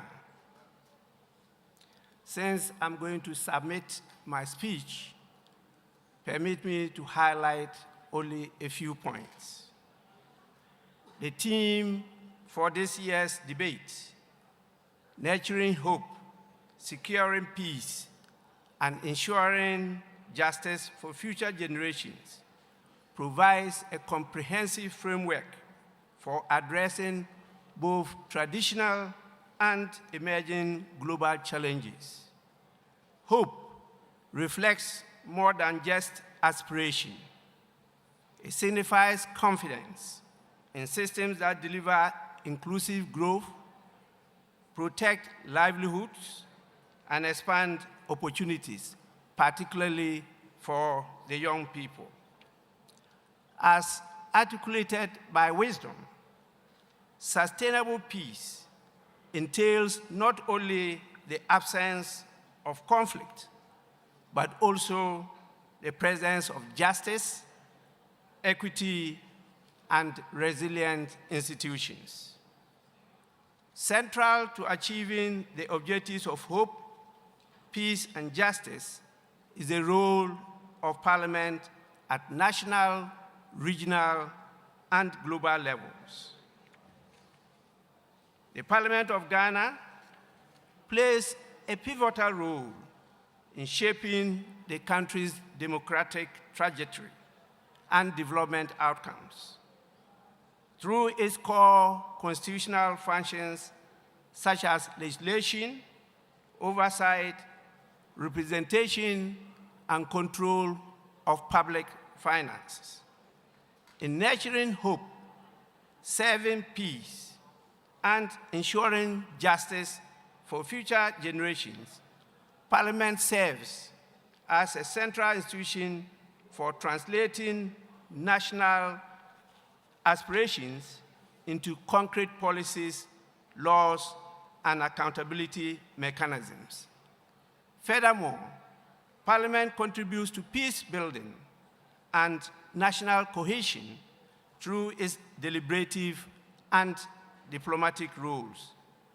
Parliamentary diplomacy has become an increasingly important tool for advancing peace, justice, and multilateral cooperation in a rapidly changing global landscape. The Parliament of Ghana deeply values its long-standing and impactful collaborations with the Inter-Parliamentary Union, which continues to advance institutional capacity and strengthen parliamentary practice. Over the years, this partnership has delivered a series of targeted interventions, including a program on the promotion of human and child rights in June 2025, followed by a focused workshop in December 2025 to reinforce parliamentary engagement on child production. In October 2025, our cooperation further extended to capacity building on climate change, with particular emphasis on methane emissions reduction and the legislative role in environmental stewardship. Building on this momentum, the Parliament of Ghana was honored to host the inaugural meeting of the Network of Parliamentary Training Institutes in Accra this year, which culminated in the adoption of a communique and a landmark decision to initiate the establishment of a global association of parliamentary training institutes. In summary, Ghana believes that nurturing hope, securing peace, and ensuring justice are interconnected pillars essential for sustainable and inclusive development. Hope is strengthened through inclusive opportunities, peace through strong institutions, and justice through equity and the rule of law. While Ghana has made progress through democratic governance and frameworks such as the African Union Agenda 2063, addressing her contemporary challenges require coordinated action and strong political will. Furthermore, intergenerational responsibility demands that current policies safeguard the future. Ultimately, our collective commitment is key to building a just, powerful, peaceful, and hopeful society. Unilateralism lacks the wisdom of the lessons of history. This has no place in the Inter-Parliamentary Union. With this, ladies and gentlemen, I'm grateful for the space And I thank you for your kind attention. Muchas gracias. Ahora corresponde el turno a Uzbekistán, República de Uzbekistán.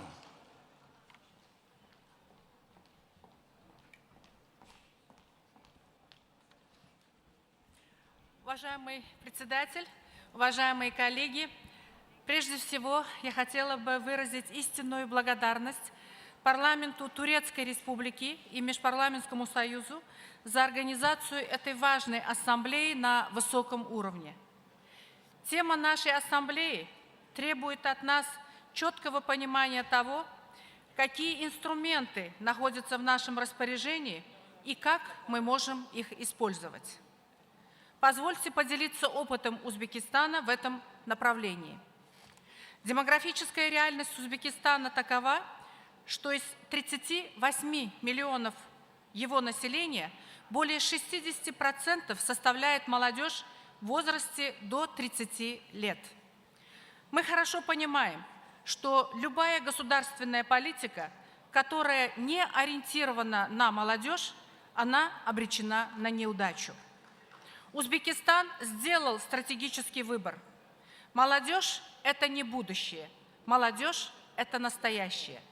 И поэтому молодежная политика занимает центральное место в нашей государственной стратегии «Узбекистан-2030». В этом году мы реализуем государственную программу «На пути к устойчивому будущему», которая охватывает все направления развития молодого поколения. Практически это выражается в следующем. Во-первых, мы создаем условия для развития человеческого капитала. Образование, наука, IT-технологии и инновации – это области, в которые государство инвестирует систематически. Молодежь должна овладевать знаниями и навыками, которые позволяют ей конкурировать на глобальном рынке труда. В рамках программы мы расширяем доступ к качественному образованию, включая обучение за рубежом талантливых молодых людей из малообеспеченных семей. Во-вторых, мы поддерживаем занятость молодежи, обучение профессиям, создание рабочих мест и поддержка предпринимательства – это не только экономические меры, это инвестиции в социальную стабильность и в наше будущее. В-третьих, мы развиваем культуру, искусство и спорт, потому что гармоничное развитие общества невозможно без развития духовной сферы и здоровья нашей нации. В рамках программы создаются парки креативной индустрии, которые становятся центрами развития творческого потенциала нашей молодежи. В-четвертых, мы уделяем особое значение экологическому воспитанию и устойчивому развитию. Молодежь должна понимать, что ее будущее зависит от того, как мы сегодня относимся к окружающей среде. Программа включает создание фондов поддержки зеленых инициатив молодежи. Однако мы понимаем, что в современном взаимосвязанном мире национальные усилия должны дополняться международным сотрудничеством. Молодежь – это не национальный ресурс, это глобальный ресурс. Молодежь мыслит без границ, и мы должны создавать платформы для их взаимодействия и обмена опытом. Именно в этом контексте, дорогие друзья, Узбекистан совместно с Межпарламентским союзом инициировал проведение в сентябре этого года 12-й глобальной конференции молодых парламентариев в городе Самарканд, Узбекистана. Это не просто форум, это важная платформа, где молодые лидеры из разных стран смогут обсудить вызовы, стоящие перед их поколением, и выработать совместные подходы к их эффективному решению. Мы приглашаем вас и через вас, ваших молодых парламентариев, на эту конференцию, так как укрепление надежды начинается с диалога между поколениями, диалога между странами и диалога между культурами. Спасибо за внимание.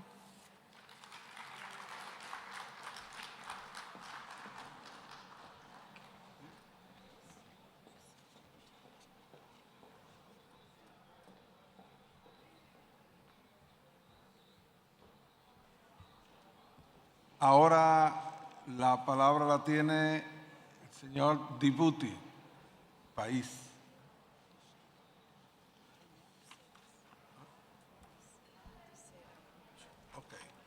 Y luego, luego que él termine, me voy a despedir ahora porque quiero dar las gracias a todos los parlamentarios porque voy a ceder la conducción de esta 152ª reunión de la Unión Mundial Interparlamentaria a mi colega de Luxemburgo, el señor Claude Wissler. Así que cuando él termine ya, a partir de ahí, conducirá mi colega. Muchas gracias. Merci, Monsieur le Président. Bismillah ar-Rahman ar-Rahim. Monsieur le Président, Madame la Présidente de l'Union interparlementaire, Monsieur le Secrétaire général de l'Union interparlementaire, Mesdames et Messieurs les membres du Parlement, chers collègues, permettez-moi, au nom de l'Assemblée nationale de la République de Djibouti, de saluer la pertinence de ce thème retenu pour cette 152e session de l'UIP, cultiver l'espoir, consolider la paix et assurer la justice pour les générations futures. Thème qui résonne force dans un contexte mondial marqué par des crises multiples, des tensions sécuritaires et une dégradation de la confiance entre les nations. Djibouti est un petit pays par sa taille, mais il aspire à être un grand acteur par son influence et sa responsabilité. Situé au cœur de la Corne de l'Afrique, nous sommes pleinement conscients. La stabilité de notre région influence la stabilité de notre continent et en retour, la stabilité mondiale. C'est dans ce rôle de pont entre les continents que notre pays entend consolider sa considération à la paix, à la sécurité et au développement durable, en particulier dans un contexte où plusieurs pays voisins connaissent des situations de crise persistantes.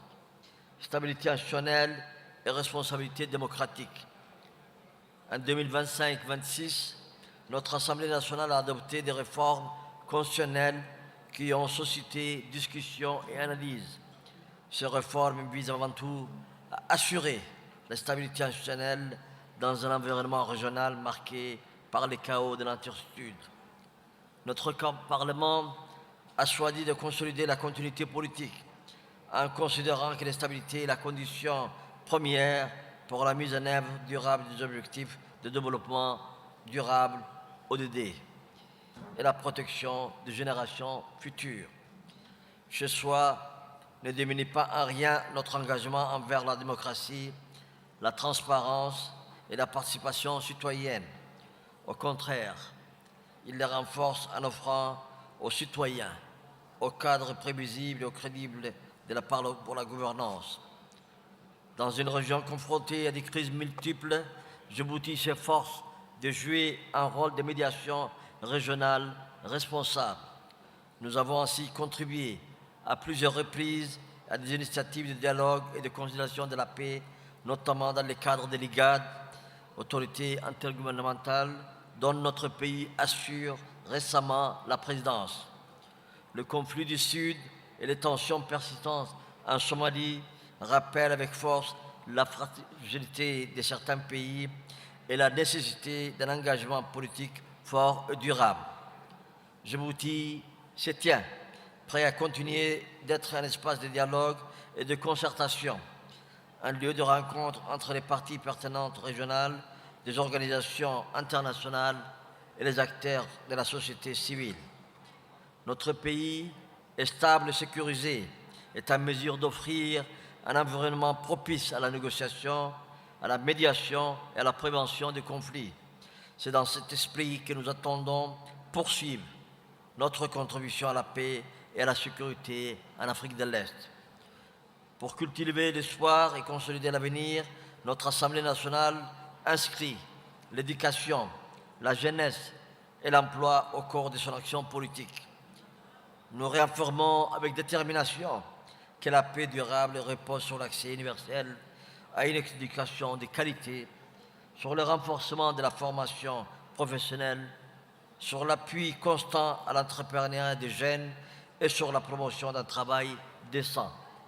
Ces priorités s'articulent en cohérence avec les objectifs de développement durable, en particulier les ODD 4, 8 et 16, traduisant l'engagement ferme de notre pays à préparer les générations capables de relever avec résilience les défis économiques, sociaux et environnementaux. La justice et les générations futures ne se limitent pas à la sphère politique ou économique. Elle implique aussi la protection de l'environnement et la lutte contre les changements climatiques. Djibouti, bien que petit, est directement touché par les effets du réchauffement climatique, sécheresse, montée au niveau des eaux de la mer Rouge, pression sur les ressources naturelles. Notre Parlement s'engage à renforcer la gouvernance environnementale, à promouvoir les politiques de développement durable et à encourager la transition vers les pratiques économiques plus respectables de l'environnement. Nous invitons nos partenaires parlementaires à renforcer la coopération internationale dans ce domaine afin de préserver les ressources. En conclusion, permettez-moi de réaffirmer l'engagement de l'Assemblée nationale de Djibouti à cultiver l'espoir, concéder la paix et assurer la justice pour les générations futures. Notre pays a de grandes ambitions, entend continuer à être un vaisseau stable de la paix et de le développement dans une région régionale agitée. Nous appelons la communauté parlementaire mondiale à renforcer la coopération, à échanger les meilleures pratiques et à œuvrer ensemble pour un monde plus juste, plus pacifique et plus durable. Je vous remercie de votre aimable attention. Merci, monsieur. Merci beaucoup. Le prochain orateur est la Macédoine du Nord, suivie par l'Assemblée législative de l'Afrique de l'Est. La Macédoine du Nord.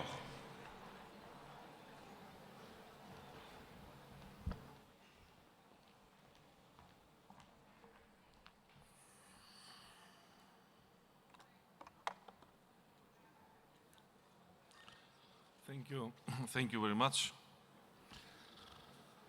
Honorable speakers and presidents of the parliaments, dear parliamentarians, distinguished delegates, ladies and gentlemen. It is an exceptional privilege to stand before you today in Istanbul, a city with a rich history where the past meets the future and cultures have always crossed paths. I want to thank our Turkish hosts and the Inter-Parliamentary Union for bringing us together under a theme that demands our urgent attention. We gathered at a time when the global multilateral system faces unprecedented pressure. Democracy is struggling, armed conflicts are growing, and socio-economic divides keep getting wider. For many, including the young people in our countries, the future doesn't feel promising. It feels threatening. Dear colleagues, North Macedonia's history shows what determined diplomacy and honest international cooperation can achieve. The Prespa Agreement of 2018 ended a decades-long dispute and paved the way for our NATO membership in 2020. It proved that even the toughest conflicts can be resolved through dialogue, political courage, and mutual respect. This agreement reflects the values we are discussing here today. We are committed to our European Union accession journey, which drives democratic reforms, strengthening the rule of law, and improves public institutions. We aim to restore citizens' trust through real results. As President of the Assembly, I have made my mission to make our Parliament a genuine home for our citizens, not just a place for voting or procedure. The Assembly of the Republic of North Macedonia has taken important steps to make lawmaking more future-focused and sustainable. We have added impact assessments and consultative processes to our legislative cycle. This allows for inclusive dialogue with civil society, academia, and the private sector. We believe that laws should be evaluated not just on their immediate effects, but also on the world that create for future generation. On digital transformation and artificial intelligence, our Assembly recognizes the responsibility of parliaments. We are strengthening the legal framework for digital technologies in the line with EU rules and international standards. We fully support the November 2025 Kuala Lumpur Declaration on Parliaments and Responsible AI. As AI technologies develop rapidly, parliaments must lead rather than follow. Governance frameworks must protect democratic principles, individual rights, and future generations' security from the risk of uncontrolled technology, including conflicts. Addressing the root causes of instability is central to our parliamentary agenda. North Macedonia has worked hard to reduce poverty and inequality, strengthening food security and tackle environmental issues like air pollution. Our parliament has responded with stronger laws and increased investment in green energy. We understand that environmental and human security are linked. Regarding intergenerational justice, we see that only 2.8% of parliamentarians worldwide are under 30. This needs to be changed. Our Assembly is working to lower barriers to youth political participation and to strengthen dialogue across generations. We want the voices that shape our laws to reflect all parts of society, especially those who will face the consequences of today's decisions. Ladies and gentlemen, parliaments are not passive observers of the crisis we face today. They are institutions that turn citizens' hopes into laws, ensure accountability, and shape the future. The Assembly of North Macedonia is ready to enhance its inter-parliamentary cooperation, share our experiences, and learn from others, all for a more peaceful, fair, and sustainable world for future generations. Thank you very much for your attention.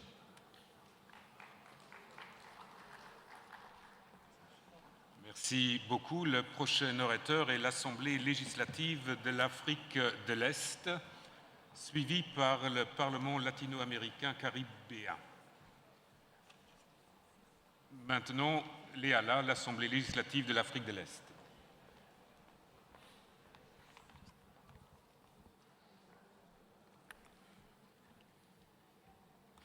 Honorable colleagues,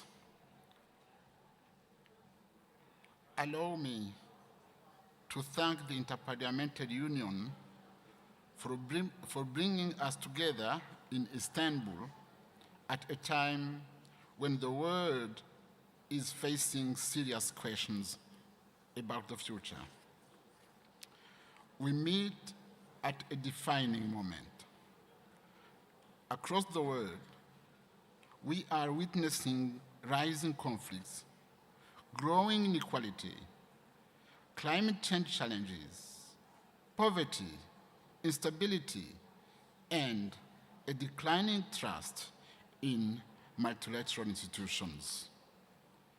These are not isolated crises. They are interconnected, and they raise a fundamental question. Are our governance systems fit for the future we are entering?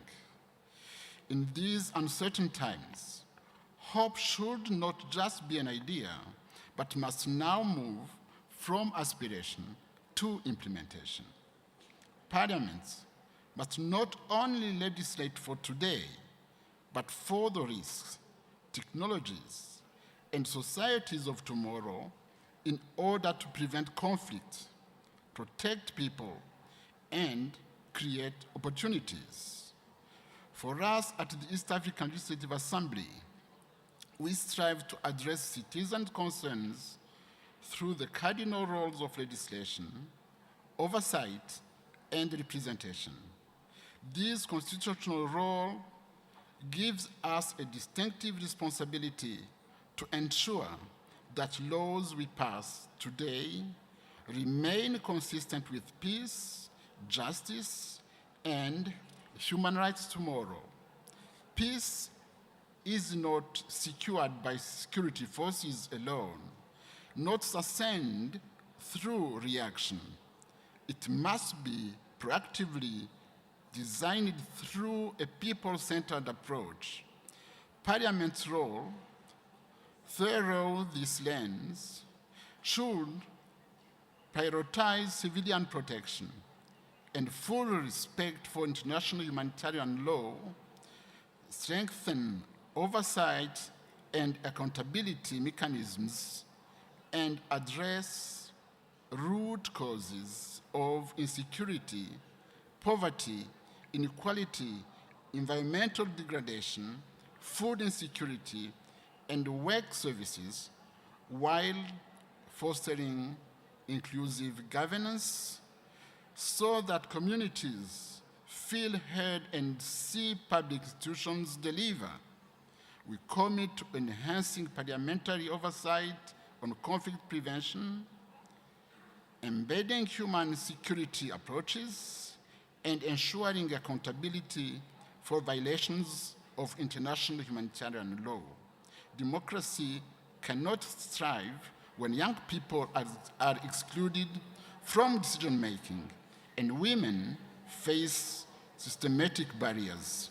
We commit to expanding meaningful participation of young people and women in parliamentary processes, strengthening intergenerational dialogue and protections against exclusion and harassment. Dear colleagues, we are in an era in which technology, especially artificial intelligence, is evolving faster than laws. Parliament must therefore ensure that artificial intelligence is governed responsibly. We commit to developing frameworks for ethical and accountable AI governance, ensuring that innovation serves humanity and protects fundamental rights. In conclusion, we stand at a crossroads. We can continue reacting to crises, or we can build systems that anticipate, prevent, and transform them. At the East African Legislative Assembly, we reaffirm our commitment to forward-looking leadership, inclusive governance, responsible innovation, and constructive multilateral cooperation. Together, let us shape a future where governance delivers, institutions are trusted, and no one is left behind. Thank you. Merci beaucoup. Le prochain orateur est le Parlatino, le Parlement latino-américain et caribéen, qui sera suivi par le Parlement de la Communauté économique des États de l'Afrique de l'Ouest. Mais maintenant, le Parlatino. Muchas gracias, señor presidente. Honorables autoridades legislativas, distinguidas parlamentarias y parlamentarios. Resulta muy alentador que la 152 Asamblea de la Unión Interparlamentaria propicie un debate general orientado a fomentar la esperanza, consolidar la paz y asegurar la justicia para las generaciones futuras. La humanidad contemporánea es víctima de una policrisis. Una élite global corrupta y deshumanizada promueve o propicia las más diversas calamidades: guerras, terrorismo, inseguridad, crisis climática, desigualdades crecientes, migración desordenada, violaciones a los derechos humanos y una nueva conquista y colonización también cultural. Esta colonización cultural busca, a partir del monopolio del algoritmo y los medios corporativos, sembrar la resignación ante la barbarie impuesta desde la superioridad del poder y la fuerza. Ante la inoculación programada de la resignación, el primer antídoto es la esperanza. Una persona sin esperanzas está muy lejos de ser libre.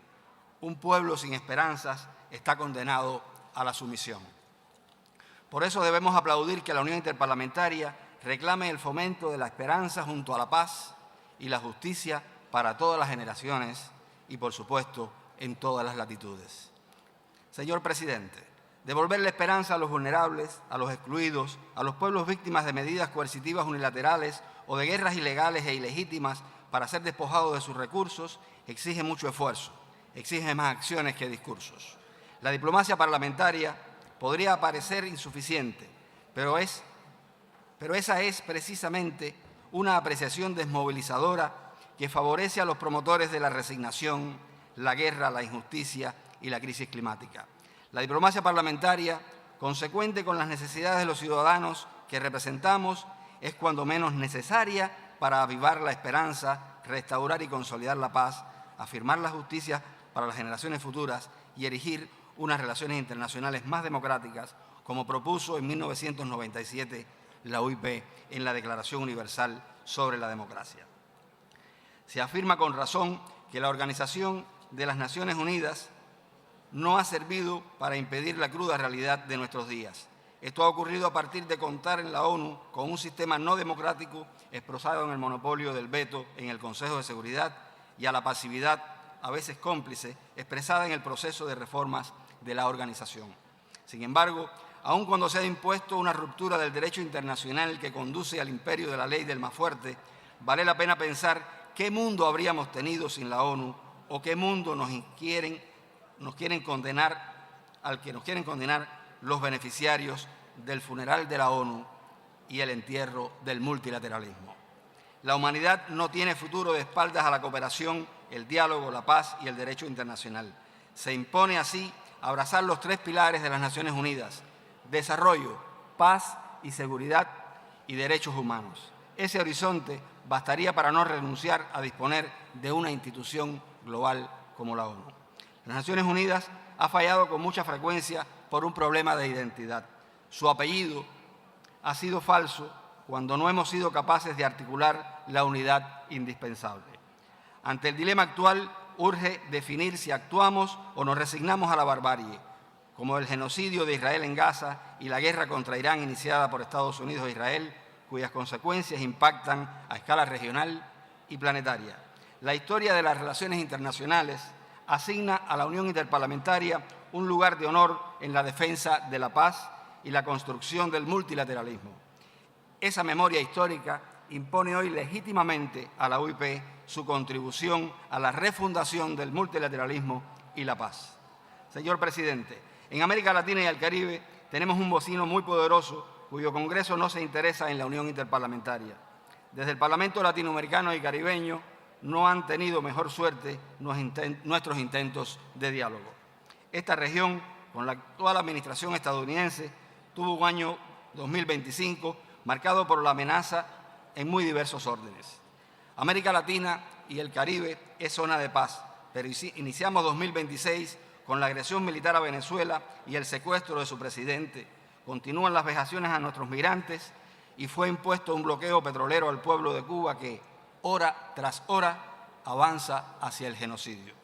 Señor Presidente, América Latina y el Caribe comparten la misma suerte que el resto de la humanidad y estamos dispuestos a participar en la búsqueda e implementación de alternativas, incluidas las acciones ante la crisis climática.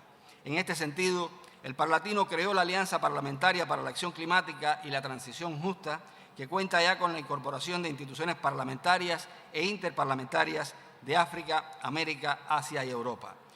Hoy reitero la invitación a ser parte de esa red de parlamentos dirigida a contribuir a la gobernanza global de la crisis climática desde la labor parlamentaria.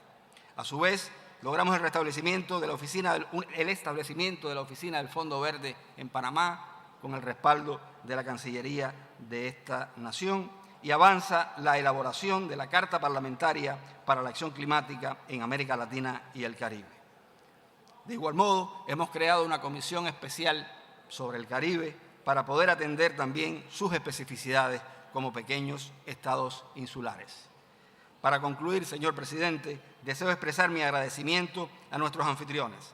La hospitalidad recibida en Estambul es expresión de la importancia que confiere Turquía al diálogo, la diplomacia y la cooperación y el multilateralismo. Muchas gracias. Merci.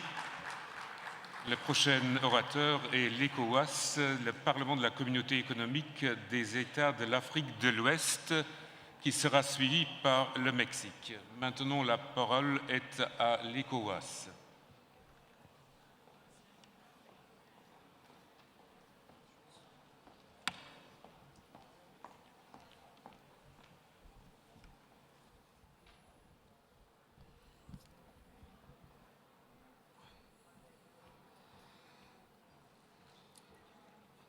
Madame la Présidente de l'UIP, Monsieur le Président de la 152e, honorables collègues, Mesdames et Messieurs, je prends la parole avec la pleine conscience de la gravité de ce moment et avec la conviction inébranlable que l'action commune demeure notre seul horizon.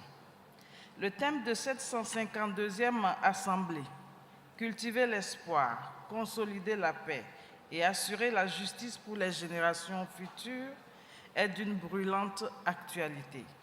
Nous nous réunissons dans un monde déchiré par des tensions violentes au Moyen-Orient, en Europe et en Afrique. Une leçon s'impose malheureusement, avec clarté. La guerre n'est jamais lointaine.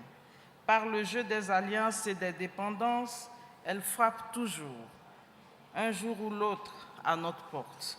Face à cette réalité, nous devons aussi proclamer une vérité simple. L'acceptation de la coexistence pacifique est la seule issue à toute crise. Elle doit fonder le dialogue entre nos peuples. Acceptons-nous dans nos différences. La diversité de chacun fait la richesse de tous. Refuser l'autre au nom de ce qui le distingue, voilà bien souvent la cause des conflits. Je m'en voudrais de ne pas réaffirmer ici un principe cardinal du droit international inscrit dans la Charte des Nations Unies, celui du droit de chaque peuple à disposer librement de lui-même, à choisir son statut politique, économique et social sans ingérence extérieure. Qu'il s'agisse donc de Gaza, d'Israël, de l'Iran, de l'Ukraine, du Soudan, du Sahel ou d'ailleurs, la dignité d'un peuple est indivisible et aucun peuple ne doit être écrasé ou anéanti.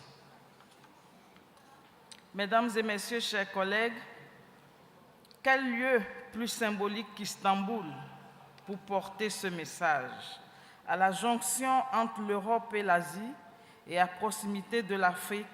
Cet espace nous place au carrefour des routes, des destins et des civilisations. Venir ici au moment où le risque d'embrasement au Moyen-Orient est maximal n'est pas un hasard. Nous ne sommes pas venus seulement pour constater, mais pour agir.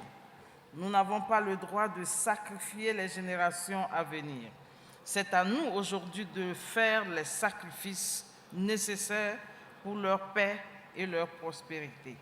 La justice pour les générations futures, c'est de ne pas leur léguer un monde en ruine, mais plutôt un monde où elles pourront bâtir un lendemain meilleur. Notre message doit être clair. Aucun compromis avec l'indifférence. La clarté est une forme de courage. L'ambiguïté, trop souvent, n'est que complicité. Soyons lucides.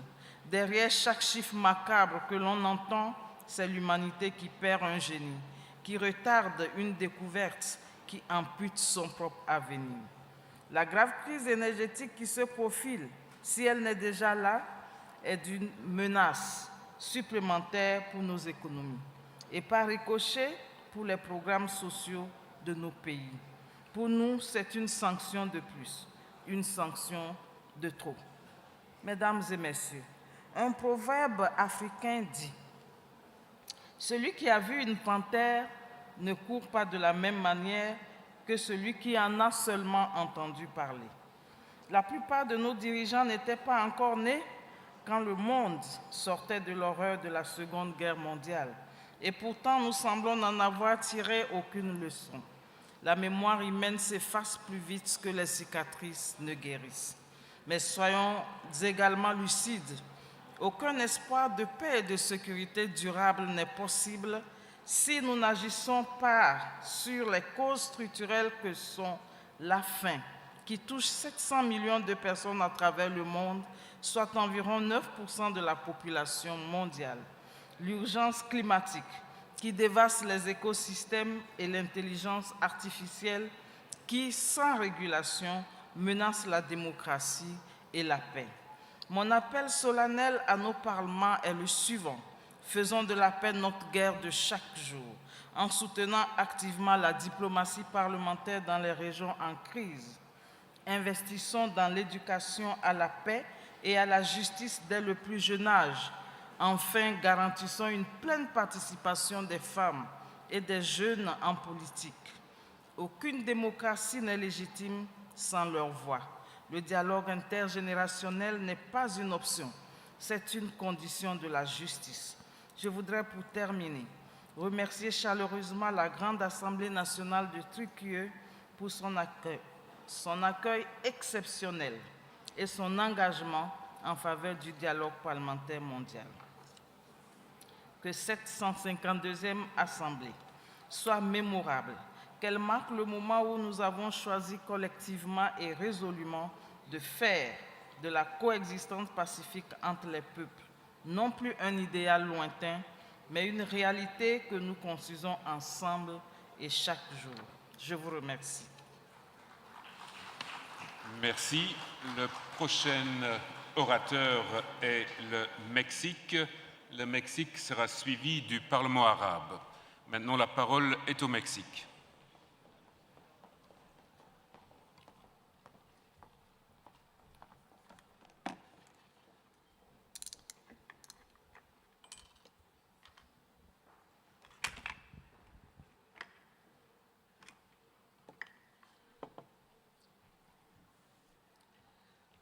Muchas gracias, distinguido presidium, distinguidas y distinguidos representantes de los parlamentos del mundo.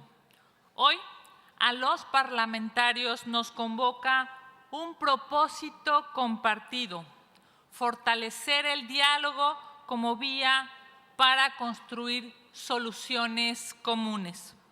Los legisladores somos expresión viva de la pluralidad de nuestras sociedades.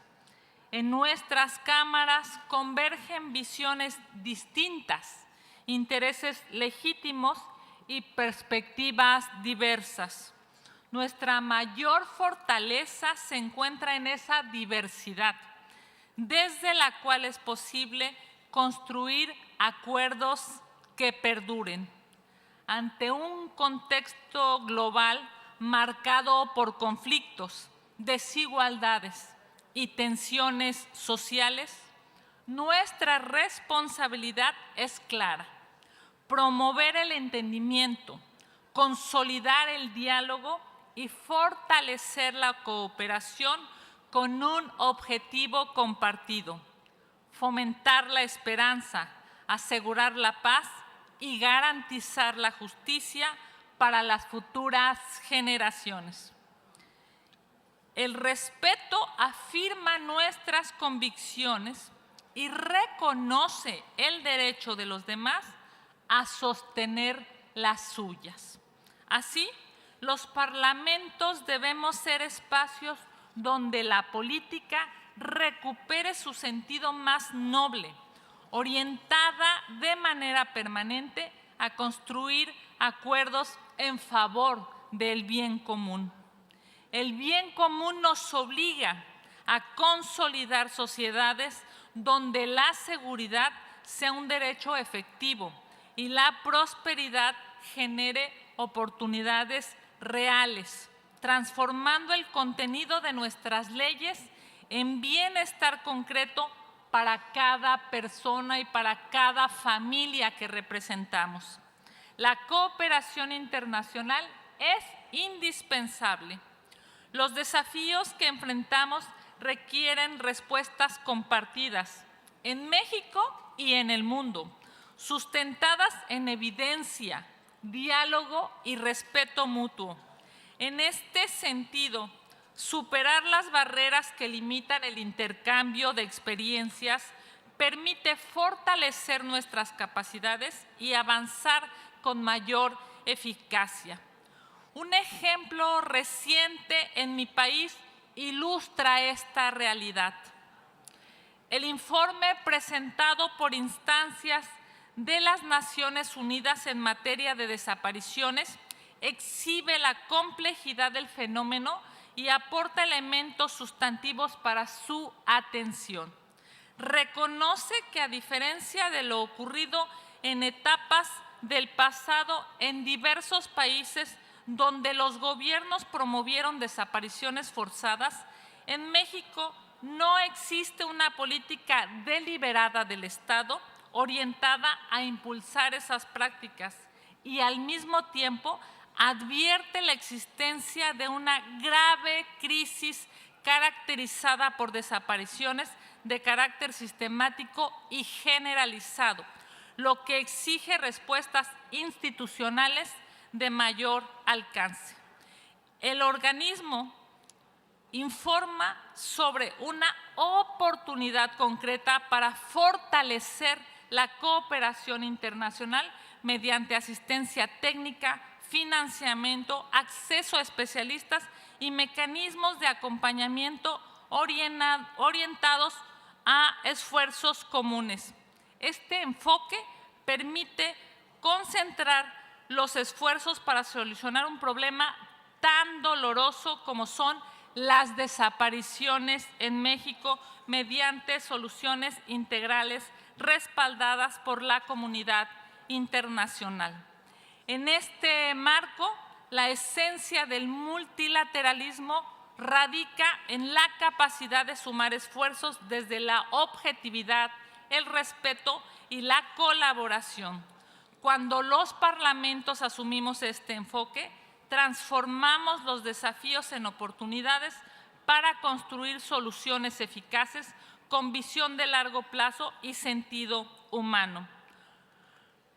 En este espacio deliberativo, en este órgano multilateral, hoy más que nunca se hace necesario decir: bienvenido el esfuerzo colectivo, bienvenido el trabajo internacional y bienvenido el Parlamento que nos ayude a construir siempre mejores leyes a favor de las y los ciudadanos. Hoy, desde esta tribuna, digo, estemos trabajando siempre a favor de nuestros representados, más allá de ideologías, más allá de divisiones, más allá de posiciones de enfrentamiento. Hoy, lo que el mundo espera de nosotros, señoras y señores parlamentarios, es dar resultados. Ojalá y este esfuerzo desde la Unión Interparlamentaria continúe, como siempre, dando frutos. A nombre de México, muchísimas gracias. Merci, Madame. Le prochain orateur est le Parlement arabe. Le Parlement arabe sera suivi du Parlement du Mercosur. Maintenant, la parole est au Parlement arabe.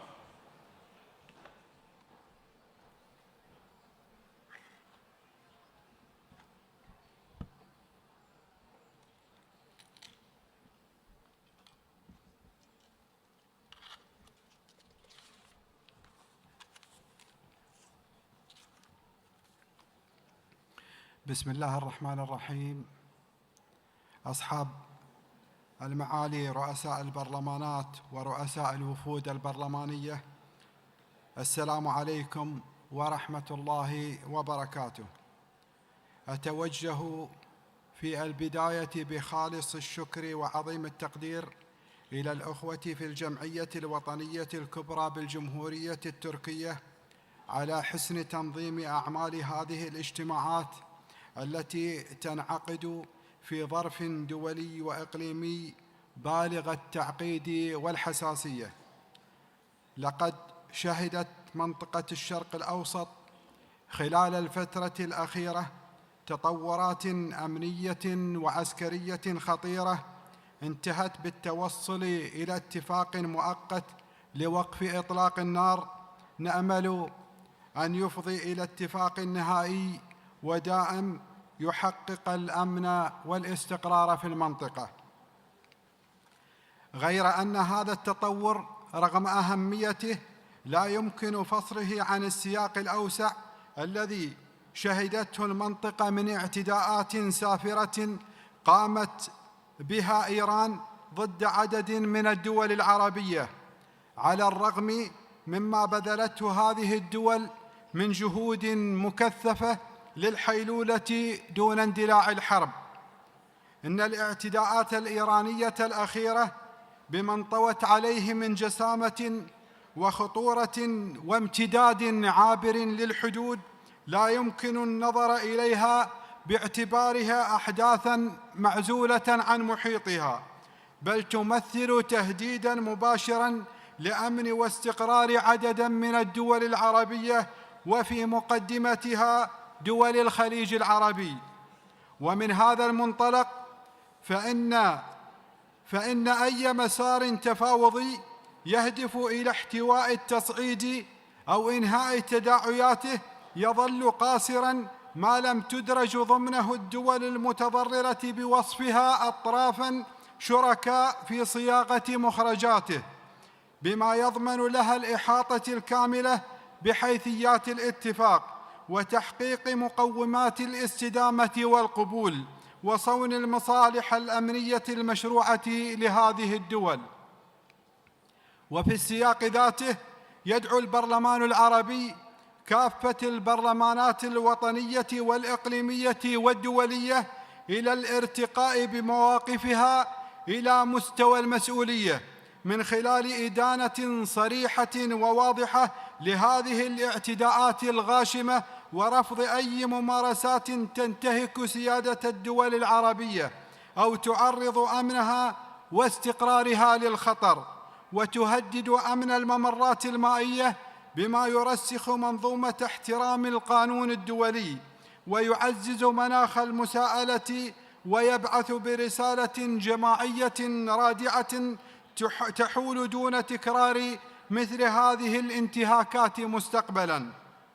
أصحاب المعالي والسعادة، في الوقت الذي نواجه فيه هذه التحديات يبرز أمامنا تطور آخر بالغ الخطورة يتمثل في إقرار برلمان الاحتلال الإسرائيلي لتشريع يجيز إعدام الأسرى الفلسطينيين في سابقة تشكل جريمة ضد الإنسانية مكتملة الأركان. إننا أمام واقع يفرض علينا كبرلمانيين مسؤولية لا تحتمل التأجيل، فالاتحاد البرلماني الدولي ليس مجرد منصة للحوار، بل هو ضمير تشريعي عالمي، ومن واجبه أن يتحرك لحماية القيم التي تأسس عليها. ومن هذا المنطلق فإننا ندعو إلى تجميد عضوية كنيسة الاحتلال الإسرائيلي في الاتحاد البرلماني الدولي، لأن من يشرع لإعدام أسير أعزل لا يمكن أن يكون متواجد بيننا في هذه القاعة. ثانياً، تشكيل لجنة برلمانية دولية تابعة للاتحاد البرلماني الدولي تكون مهمتها العمل على وقف تنفيذ هذا القانون. وفي الختام أؤكد أن التاريخ لا يذكر المواقف الرمادية، بل يخلد اللحظات التي ينتصر فيها الضمير على الصمت والعدالة على التردد. واليوم أمامنا خيار واضح: أما أن نكون على قدر المسؤولية أو نترك فراغاً تملأه الفوضى والانتهاكات. شكراً لكم، والسلام عليكم ورحمة الله وبركاته.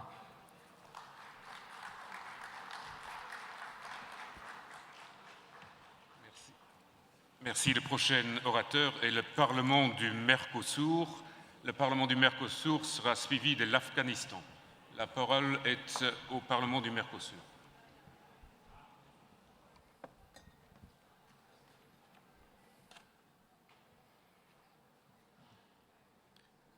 Muy buenos días, señor presidente, sus excelencias. Un honor estar realmente en este recinto una vez más, en este 152 foro de la Asamblea Interparlamentaria. Para hablar de paz, un tema que debería ser fácil y agradable. Pero hoy hablar de paz no es tan fácil. No es fácil hablar de paz cuando vemos misiles explotar sobre la cabeza de amigos y civiles. No es fácil hablar de paz poniéndonos en el lugar de aquellos que a la medianoche durante el día llegan alarmas y los hacen buscar refugios. Y no estoy justificando la guerra, al contrario la aborrezco, porque vengo de un país que ha sufrido y ha padecido el flagelo, el dolor de lo que causan. Un país que ha sido devastado, pero que se ha levantado de la mano de sus mujeres. No creo que la paz se logre solamente con los discursos. La paz es una construcción permanente que debe ser sostenida con el recurso natural más importante que tenemos los seres humanos, el único recurso inagotable, el diálogo. Hoy, gracias a la bendición de Dios, el acompañamiento de mis compañeros de la República del Paraguay y mis colegas de Argentina, Brasil, Uruguay, Brasil y Bolivia, puedo representar al bloque regional más importante de América del Sur, un bloque que trae la esperanza de más de 300 millones de habitantes, el Parlasur, desde donde pregonamos que para la construcción de la paz y la sostenibilidad de la democracia es necesario fortalecer las instituciones. Solamente de esa manera podemos tener y emitir leyes más responsables. Podemos sostener esa armonía dentro de las divergencias o dentro de la diferencia que tenemos en el bloque. Y seguimos en crecimiento, generando espacios de diálogo y espacios genuinos de integración dentro de la región y fuera de ella.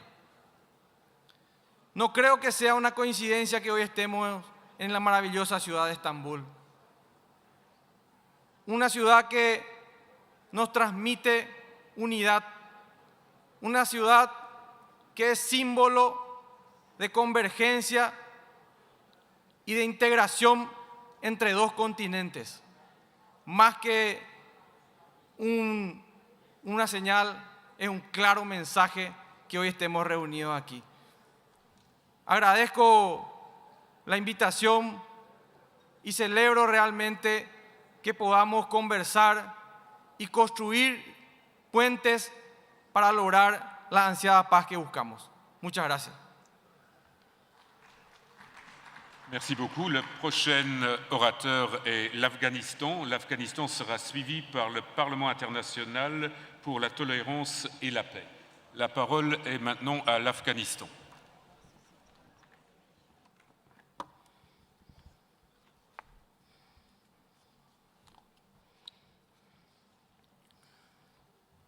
بسم الله الرحمن الرحیم.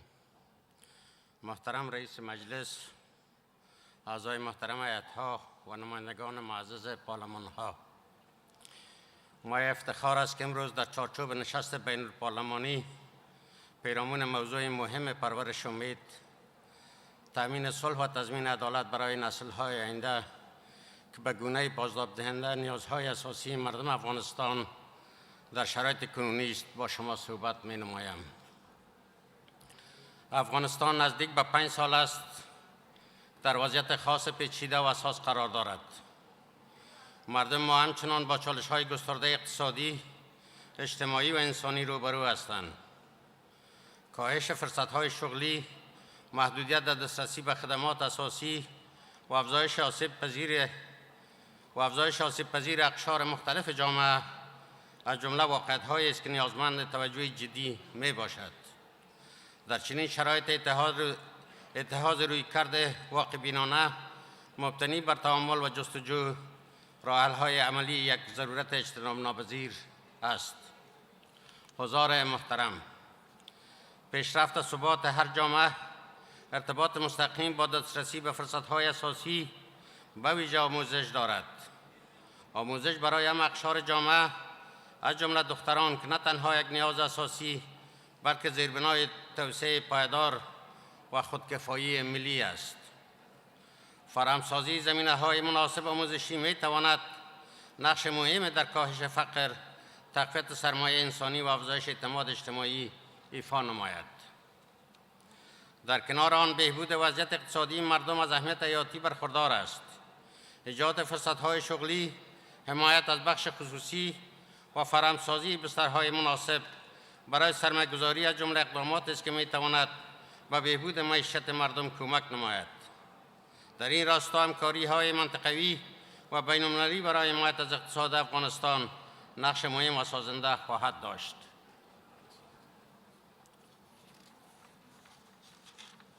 در عرصه تأمین صلح، تجربه افغانستان نشان داده است که صلح پایدار در ساحه تفاهم، مشارکت و احترام متقابل شکل می‌گیرد. صلحی که هم اقشار جامعه در آن نقش داشته باشد می‌تواند زمینه‌ساز ثبات درازمدت گردد. نقش ساختارهای ملی در ایجاد فضای اعتماد، همگرایی و تقویت گفتگوی ملی بسیار مهم و تعیین کننده است. در بخش عدالت، تقویت حاکمیت قانون، شفافیت و دسترسی عادلانه شهروندان با حقوق اساسیشان از اولویت‌های اساسی به شمار می رود. عدالت زمان تحقق می یابد که همه افراد جامعه بدون احساس محرومیت خود را بخشی از ساختار ملی بداند. دوستان گرامی، نقش زنان در جامعه افغانستان همانند سایر جوامع یک واقعیت مهم و انکارناپذیر است. با در نظر داشت شرایط کنونی، فراهمسازی فرصت‌های مناسب برای مشارکت تدریجی و مؤثر زنان در رساهای آموزشی، اجتماعی و اقتصادی می‌تواند به تقویت انسجام اجتماعی و تسریع روند توسعه کمک نماید. همچنان موضوع مهاجرت یکی از چالش‌های جدی دیگر است که نه تنها افغانستان بلکه منطقه را نیز تحت تاثیر قرار داده است. میلیون‌ها شهروند افغانستان در داخل و خارج از کشور با شرایط دشوار روبرو هستند و رسیدگی به وضعیت آنان نیازمند همکاری گسترده و راه‌حل‌های پایدار می باشد. در سالهای اخیر فرصت‌های برای بهبود وضعیت افغانستان در سطح منطقه‌ای و بین‌المللی مطرح شده است. استفاده مؤثر از این فرصت‌ها مستلزم تقویت فضای اعتماد، گفتگو و درک متقابل میان همه طرف‌ها می باشد. هرچند چالش‌ها همچنان پابرجاست، اما باور ما این است که تنها راه عبور از وضعیت کنونی تداوم گفتگوهای سازنده و حرکت به سوی تامین حقوق همه شهروندان است. در این میان اتحادیه بین الپارلمانی می تواند با تسهیل گفتگوها، ایجاد پل‌های ارتباطی و تقویت همکاری میان کشورها نقش مهم و مؤثری ایفا نماید. در پایان تاکید می نمایم که دستیابی با آینده مبتنی بر صلح، عدالت و امید نیازمند تلاش مشترک، انعطاف‌پذیری و درک متقابل همه طرف هاست. بیایید با رویکرد مسئولانه و مبتنی بر همکاری زمینه را فراهم سازیم که نسل‌های آینده در فضای باثبات‌تر و امیدوارتر زندگی نمایند. تشکر از توجهتان. Merci. Le prochain orateur est le Parlement international pour la tolérance et la paix, qui sera suivi par l'Assemblée parlementaire de l'Union pour la Méditerranée. La parole est au Parlement international pour la tolérance et la paix.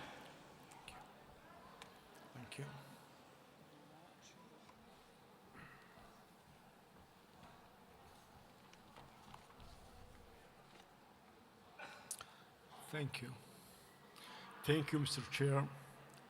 بسم الله الرحمن الرحيم. معالي رئيس الجمعية رئيس الجلسة، السيدات والسادة، الحضور الكريم، السلام عليكم ورحمة الله وبركاته.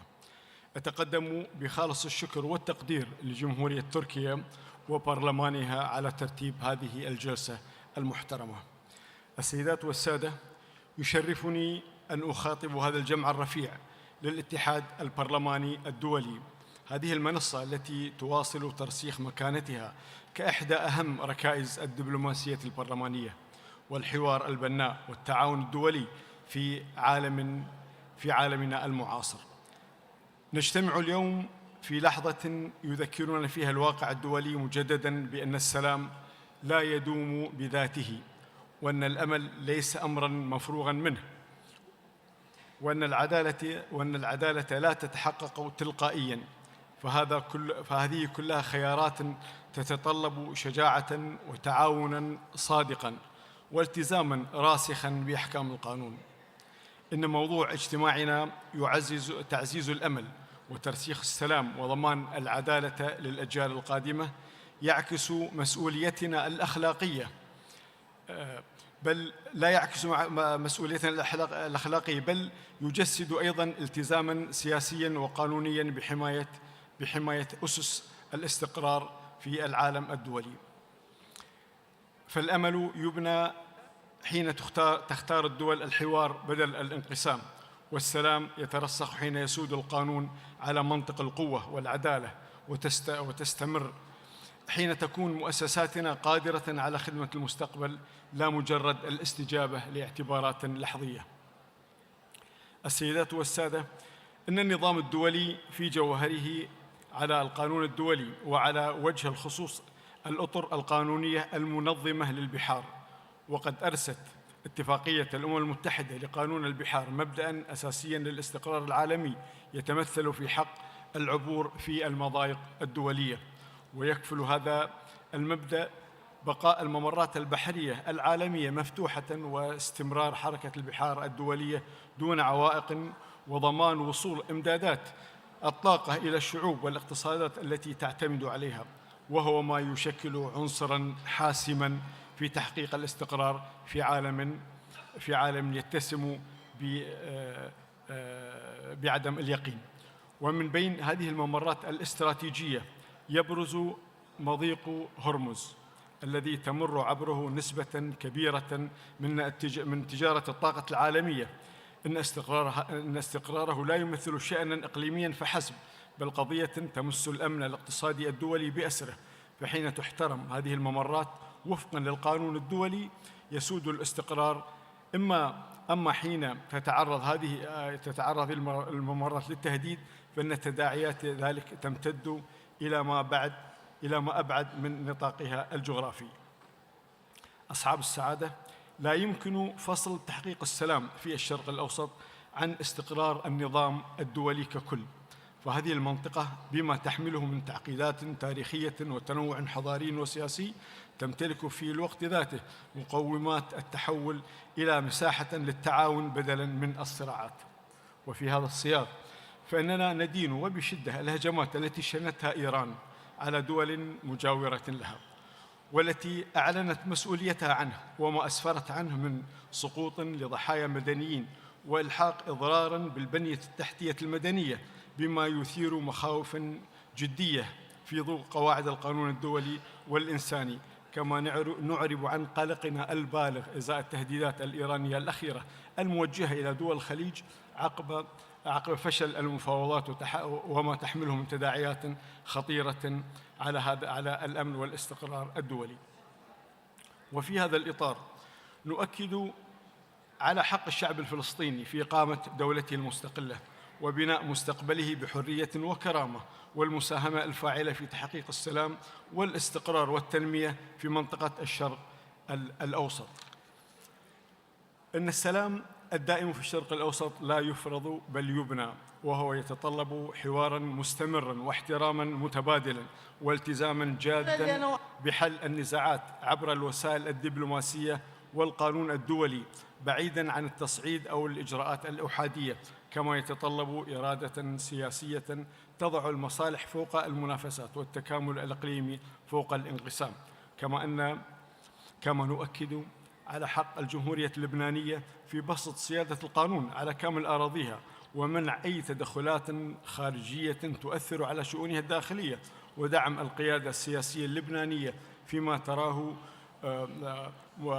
محققاً لمصلحة الشعب اللبناني وصون سيادة أراضيه وبناء مستقبله الأمن. Excusez-moi, monsieur, il faudrait que vous veniez aux conclusions.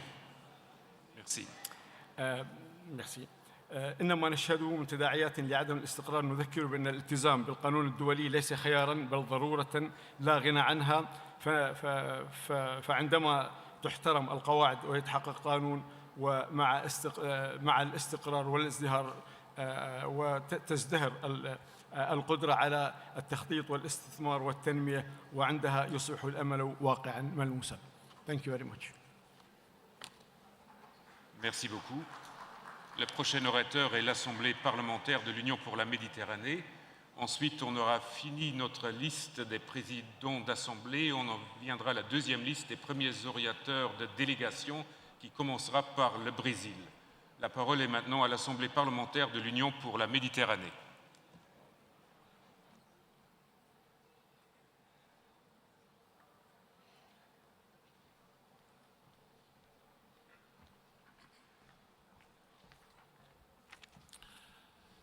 بسم الله الرحمن الرحيم.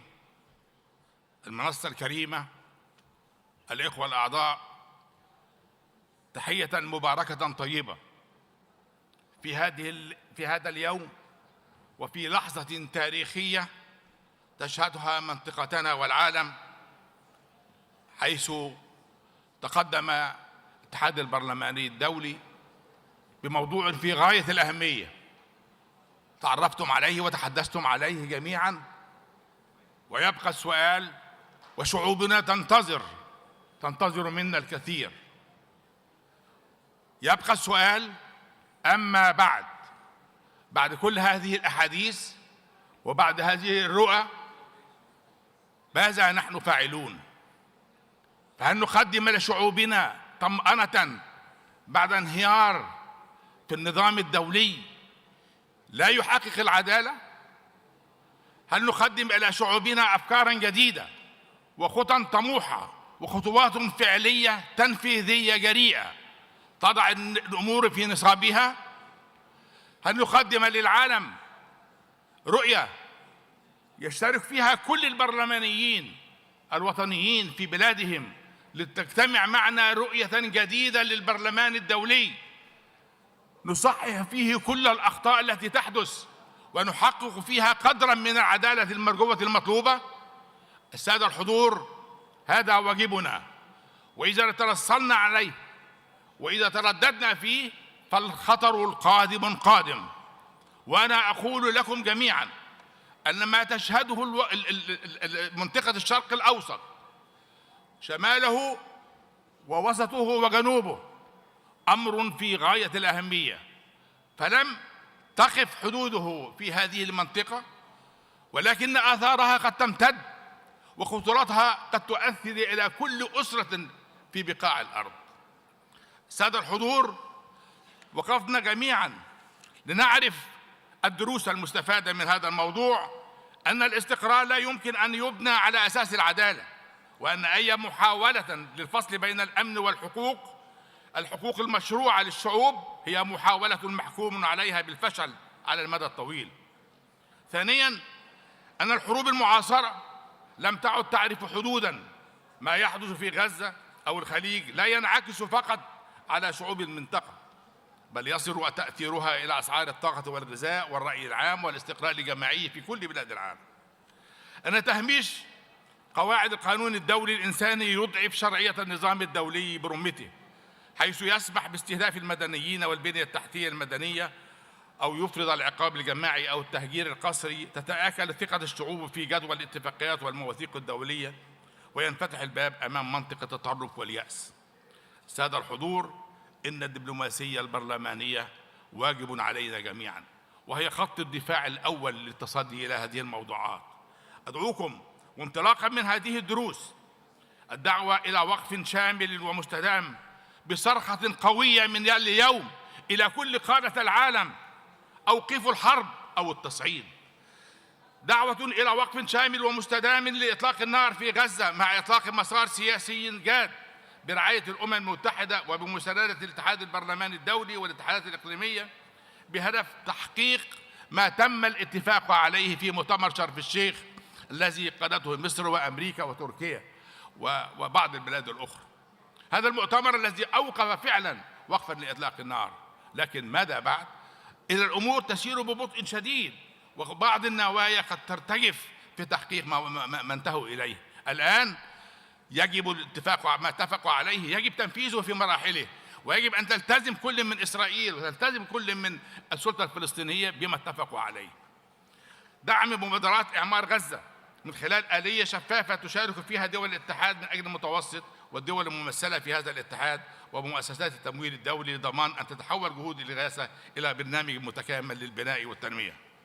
السادة الحضور، نعرف جميعا أن هذه الطموحات يجب أن نشارك فيها وأن نضع الرؤية المستقبلية لبرنامجنا وأن نتحدث مع العالم بلغة جديدة حتى مع المنطق الدولي المعتاد، حتى ولو تطلب ذلك التعرض إلى منظومة النظام الدولي في الأمم المتحدة. علينا الآن أن نقف أمام ما اتفق عليه العالم منذ أكثر من 70 أو 80 عاما لمراجعته. منظومة الأمم المتحدة يجب أن نقف أمامها ونقول حق النقد لدولة واحدة يهدر ما اتفقت عليه 180 دولة. هذا ليس مقبولا وليس عادلا. أين تمثيل الدول النامية في هذا المجلس؟ لا يوجد تمثيل لها. إنها القوى الحقيقية المفرطة التي توقف مضمار العدالة، وهذا هو أول مسمار في تحقيق العدالة. وعلينا جميعا أن نعرف أنه لا يمكن أن يتم الاستقرار دون عدالة حقيقية، ولا يمكن أيضا أن يتم البناء والاستقرار دون أن يحترم القانون الدولي في كل مجامله. لا أريد أن أطول عليكم، ولكنني أتمنى أن نرى برنامجا كبيرا طموحا بيتم تنفيذه برعاية الاتحاد تكلف به برلمانات العالم، وأن نرى فعالا جديدا على لتحقيق هذه الأهداف من عالم شرقه وغربه. شكرا سيادة الرئيس. Merci beaucoup. Et avec cela se finit la liste des présidents d'assemblée. On va passer à la liste des premiers orateurs de délégation, en commençant par le Brésil. Mais avant cela, je voudrais passer la présidence à M. Dorji, qui est le président du Parlement du Bhutan. Merci beaucoup.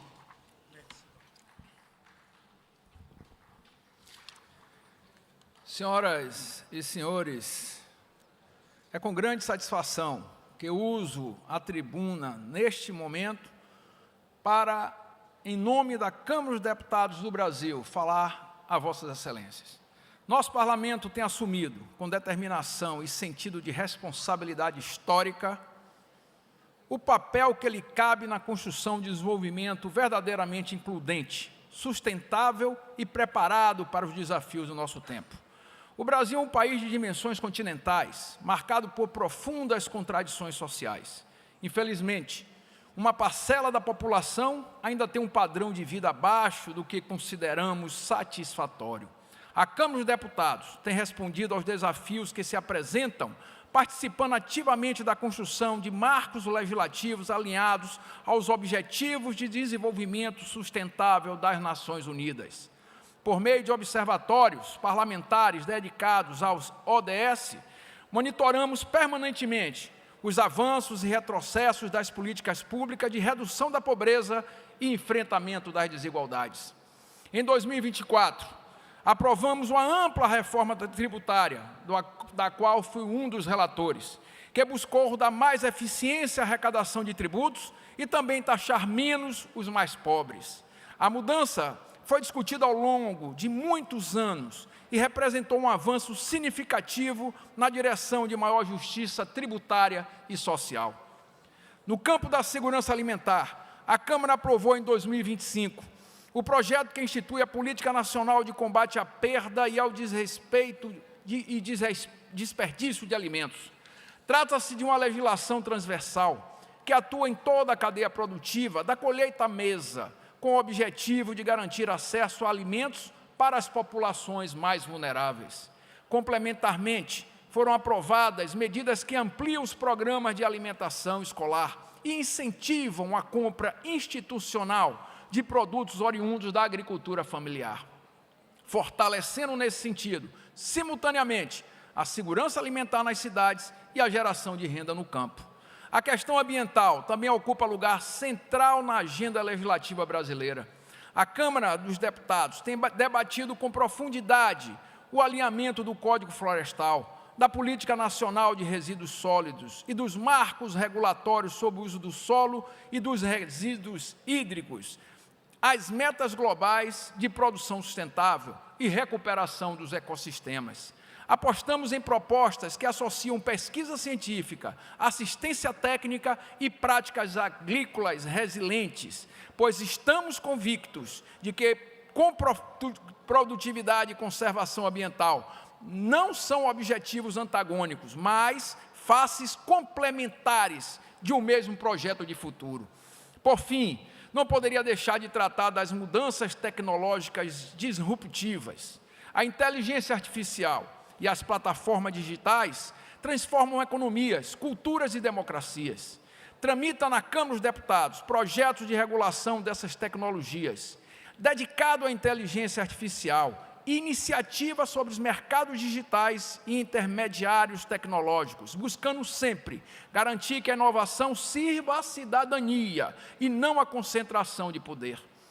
Internamente, por meio da iniciativa do Lab Hacker, incorporamos essas tecnologias para ampliar a transparência e a participação social nos processos legislativos. Senhoras e senhores deputados, o Parlamento brasileiro não ignora os desafios e também não recua diante deles. Legislar com responsabilidade e com olhos para as futuras gerações. Essa é a nossa contribuição para o desenvolvimento que o Brasil e o mundo precisam. Participação do Brasil deixa essa mensagem clara, objetiva e convicta. Muito obrigado, senhores e senhoras.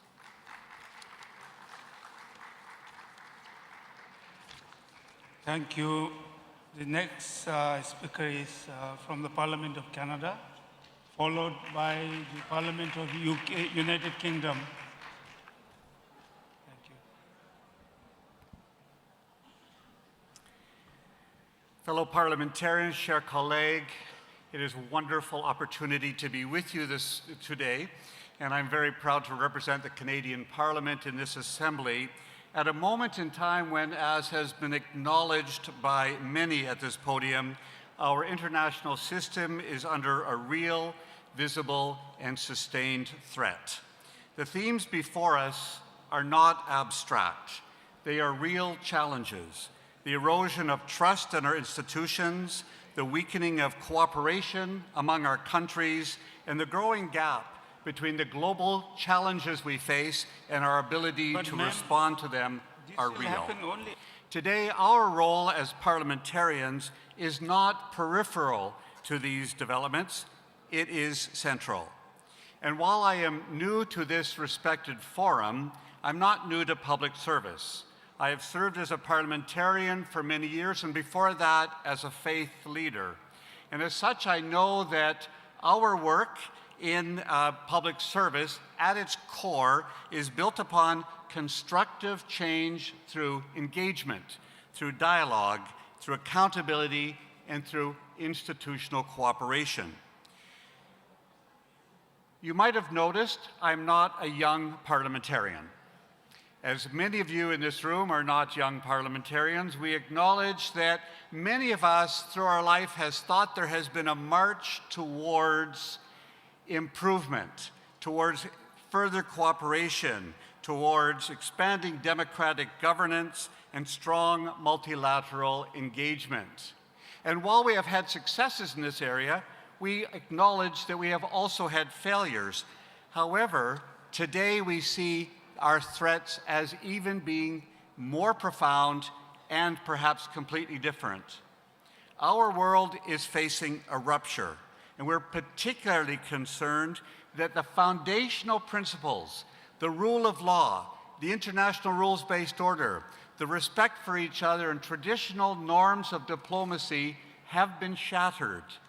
And at this moment, we as parliamentarians must step up even further. Our role is more important today than it has ever been, I believe, in our planet. That does not mean that state governments do not have an important role. That does not mean that multilateral institutions do not have an important role. But by our very existence, by our virtue as parliaments, our role is important. We are at our core people who speak and listen to each other.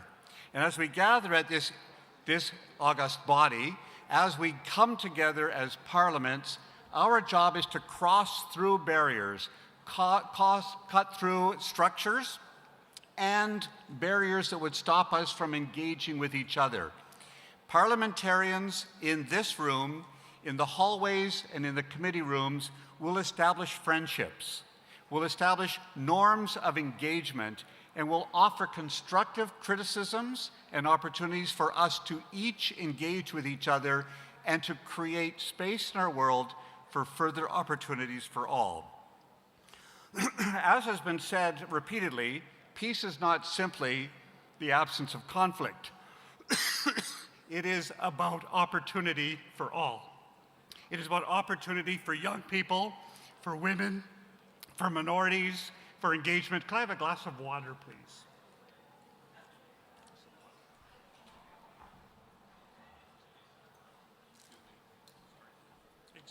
Excuse me.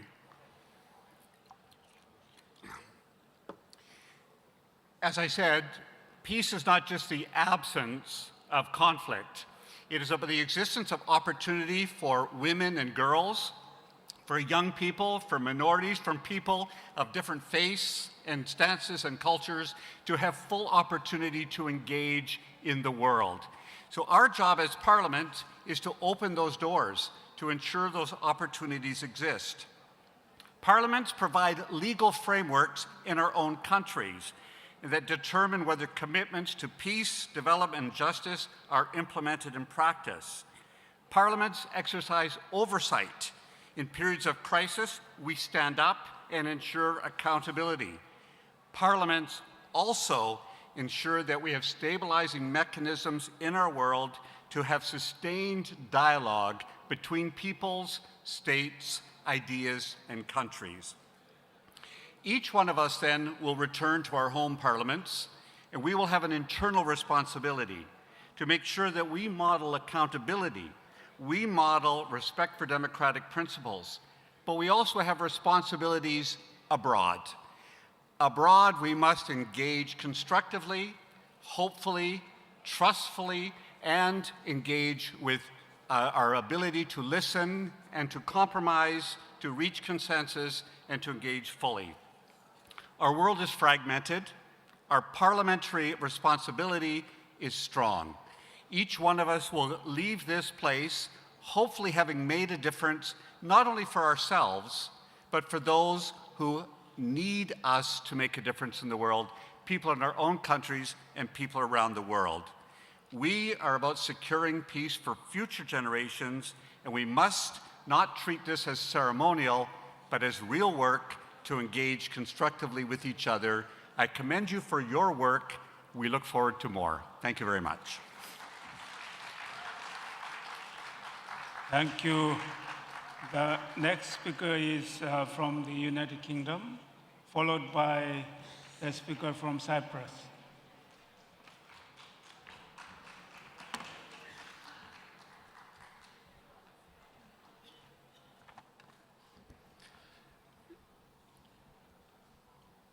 Dear colleagues, may I start by thanking our hosts here in Türkiye for looking after us this week. Each one of us here at this International Conference of Parliamentarians have followed our own path from our local communities through national politics to be here contributing this week. And with the international order faltering, under enormous strain, it feels right to draw some lessons from home. And for me, that's as a Labour MP, a son of the City of Liverpool and the British trade union movement. So I hope you'll forgive me if I draw a little on my political heritage. In 1900, the Trade Unions Congress organised a conference in London where 129 trade unionists and working class activists voted to establish a distinct Labour group in Parliament, which could form a united front to promote legislation in the direct interests of workers. And over the subsequent years, this loose coalition of working class legislators became the party I have the privilege to represent in Parliament today. That, like now, was a time of great international uncertainty. But these railway workers and miners from the industrial heartland of Britain looked to their country's legislature, not because of blind faith in the perfection of democratic institutions, but because they understood that those institutions were the most legitimate arena in which to contest the conditions of their lives. They were not naive idealists, they were practical people who had looked at the world and decided that the best way to change it was to work within the structures it had produced, while never abandoning the ambition to reform those structures from within. So I offer that story as a frame for the conversation we're here to have today. The theme of this assembly, nurturing hope, securing peace, and ensuring justice for future generations, speaks to the highest aspirations of international parliamentarianism.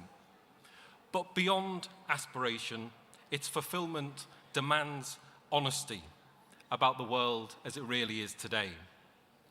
The multilateral institutions we rely upon are under extraordinary strain. 80 years on from the founding of the United Nations, we are watching wars spread across the globe, each time with no Security Council resolution capable of commanding consensus, no clear legal mandates, and no obvious off-ramps. And in this era of world power rivalries, if we want to secure the basic principles of the international order, the rule of law, of sovereignty, then we must condemn Iranian attacks on our allies in the Gulf. And we must call for the Strait of Hormuz to be opened. And we too stand with Ukraine against the illegal invasion of Russia. The UK government's refusal to participate in offensive operations against Iran was not a failure of nerve, but it was grounded in the fundamental belief that a government's primary responsibility is to act in the interests of its citizens that it represents. And we must not make the mistake to assume that a necessary tension between the defence of the national interest and the defence of a predictable, just and consistent international order exists. The more nuanced truth is that parliaments are at their best when they find the meeting point between these two essential ideals. Britain's role in this conflict has been limited, grounded in law, and consistent with its national interest. And that distinction matters enormously, both because it sets a crucial precedent and because it preserves legitimacy. The uncomfortable truth is that the events of recent months have exposed something British politicians for a long time refused to say clearly, that European security cannot be indefinitely subcontracted to Washington. The US-led operation in Iran has thrown into sharp relief a dependency that has been building for decades. For too long, European parliaments, mine included, have allowed defence to become an abstraction, a line in a budget managed somewhere else. But that era is ending, and the adjustment will be painful. What does this mean for the work of this assembly? I think it means that we must resist the temptation to anchor our deliberations too firmly in rarefied liberal principles, untethered from political reality. International institutions derive their legitimacy, not from their own declarations, but from the consent and credibility of the nations that constitute them. When that foundation weakens, everything built upon it weakens too. So your time is up. Conference, thank you for your time today. Thank you. Thank you so much. Now the floor is for Cyprus, followed by San Marino.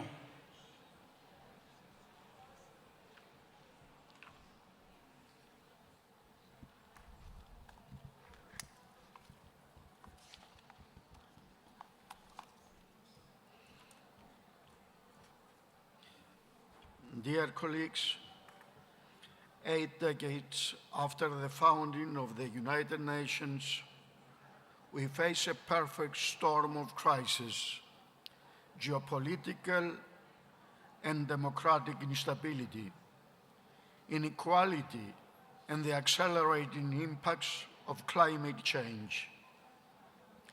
These challenges test not only our institutions, but also the trust our citizens place to them. Parliaments have a central role in restoring confidence through responsible budgeting, effective oversight, and legislation that balances economic growth with social cohesion. At the same time, we cannot ignore the impact of the emerging technologies. Artificial intelligence presents both opportunities and risks. It is our responsibility as legislators to ensure that innovation serves humanity, strengthens democratic processes, and does not undermine security or ethical standards. For my country, Cyprus, the call to secure peace carries particular weight. For over 5 decades, my country has been divided. Our commitment is very clear: a just, viable, and lasting solutions in line with the international law and relevant United Nations resolutions on bizonal, bicommunal federation to the benefit of all Cypriots, Greeks, Turks, Maronites, Latins, and Armenians. Parliamentary diplomacy has an important role to play here. Through dialogue, confidence building, and cooperation, we can bridge divides. We must also ensure that our young people are part in this process. Their voices are very essential in shaping policies that will define their future.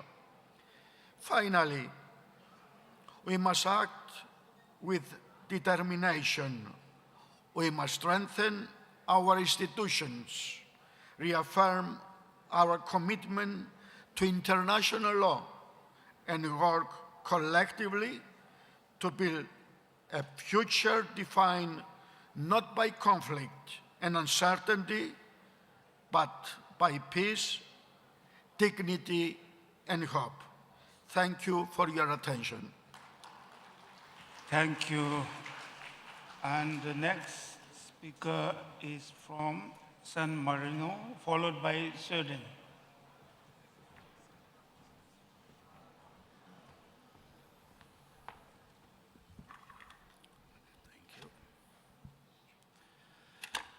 Dear colleagues, I speak on behalf of the delegation of the Republic of San Marino, one of the oldest republics in the world, founded more than 1700 years ago on a simple but demanding idea: freedom as responsibility. Today, we speak about hope, peace, and justice for the future generation in a time that, honestly, is full of uncertainty. There are still wars near Europe and in the Middle East, growing global tension, and new kinds of conflict linked to technology. The world feels more unstable, more uncertain, more fragile. But the biggest risk is not only conflict, it is getting used to conflict. It is losing our vision. And let me say this clearly. Today, too often, political choices are guided more by markets than by the dignity of people.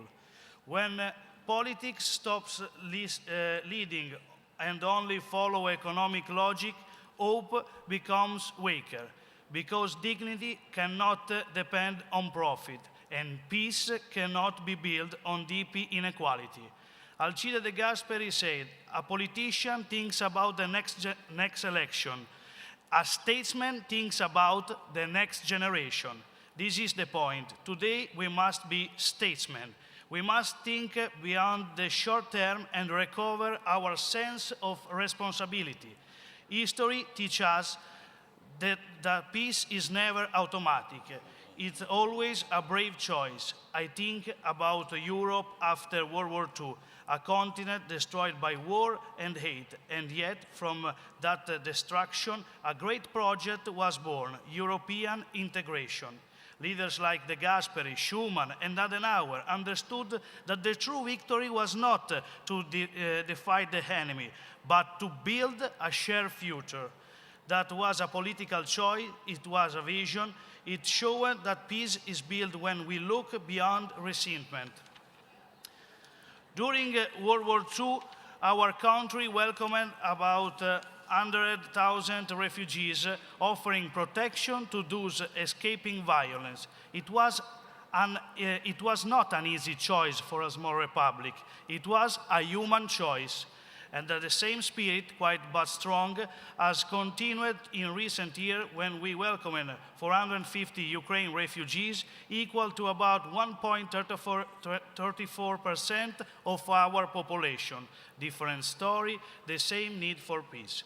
Even today, throughout our activity role in international organizations, we continue to believe that dialogue is the first form of security, because peace is not only the absence of war, it's justice, dignity, inclusion. Another key issue is diversity. In a time when differences are often used to divide, we must have the courage to say that diversity brings us together. It's shown that our society are alive, open, and able to grow. But diversity needs support. It needs good policy, strong institutions, and parliaments that can listen. This is our responsibility. We cannot just react to crisis. Think about new technology, artificial intelligence, and growing inequality. These challenges are changing our society work. We need vision, we need responsibility. Pope Francis reminds us, there is no peace without justice, and not justice without others. For this reason, future generations cannot be a secondary issue. They must guide our decision. What kind of world are we building? What kind of society are we leaving behind? San Marino, with its long history, give us a simple but demanding answer.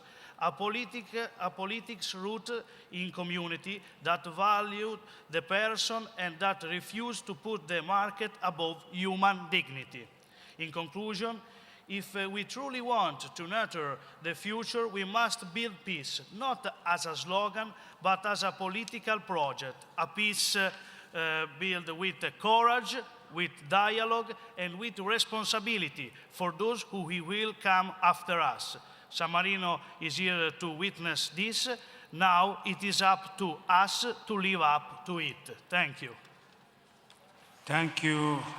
Now the next speaker is from Sweden, followed by Jordan. Thank you, Mr. Speaker. Thank you, Mr. President, speakers, fellow parliamentarians, ladies and gentlemen. The UN Charter starts with the 3 words, we, the people. It should come as no surprise to this audience that we, the members of parliament, lay claim to a special relationship with the United Nations. Indeed, we have a unique legitimacy to speak on behalf of the people in our capacity as elected representatives, as elected members of parliament. Dear colleagues, we live in a time of dramatic change, conflicts, and upheaval, times when different value systems and interests are on collision with each other. In times like these, when great powers are trying to impose their will on smaller states through threats and violence, we need the United Nations more than ever. We need the United Nations to function, to perform as it was intended by its founders after the Second World War. As a Swedish parliamentarian representing the 7th largest donor to the United Nations systems and a firm believer that the rule-based order benefits all of us, benefits the whole world and its population, large or small country, women and men, young and old. It doesn't matter. We need United Nations. I still recognize the need for UN reforms. The UN Security Council is one example of a need of reform. The UN Council reflects the situation in the world back to 1945. Since then, there have been a lot of changes. Key players in maintaining peace and security today and in promoting human rights and development around the world, they should have a place around the security table at the UN headquarters, regardless of the situation 1945. I would also say that it's critical that the UN is given the resources that we as members have decided. Member states should pay their fees in time and in full. It should be no discussion about this, because if we want the UN that function, we need also to do our parts as member countries. We, parliamentarians, must do our share part, not only in holding our elected governments accountable, but also in ratifying and implementing the UN treaties and holding the UN Secretariat to the highest standards pertaining to its efficiency and deliveries. I do firmly believe that national parliaments are essential in translating global human rights commitments into concrete improvements to the lives of people that we represent. And no chain is stronger than the weakest link. A vibrant democracy welcomes scrutiny, independent information, a frank and open political debate, majority and opposition, and at times also bold criticism. And I would like to say that we, as members of parliament, we have to work for this, because it's to make the people's voice heard and respected. However, I trust that we all here at the IPU 152 Assembly share the same fundamental respect for the basic tenets of human rights, rule of law, and democracy. I believe we share a deep-held conviction that respects for the fundamental rights of all citizens, rules of law, and due process. And time is running out, but let me say that Russia's brutal war of aggression against Ukraine has been ongoing for almost as long as the First World War and has taken place parallel to a violent crackdown of Russia's opposition, where opposition leaders have been killed, poisoned, and imprisoned. The war in Ukraine is not only a threat against Ukraine, it's a threat against the world-based order. It's a threat against the food production. It's a threat against the climate. It's a threat that all of us should take serious, and I ought Russia to stop its violent war as soon as possible. I would also, Mr. President, just like to say that the current situation in the Middle East is very worrisome, and it's need to find an end, and here we need United Nations text. Thanks a lot, Mr. President.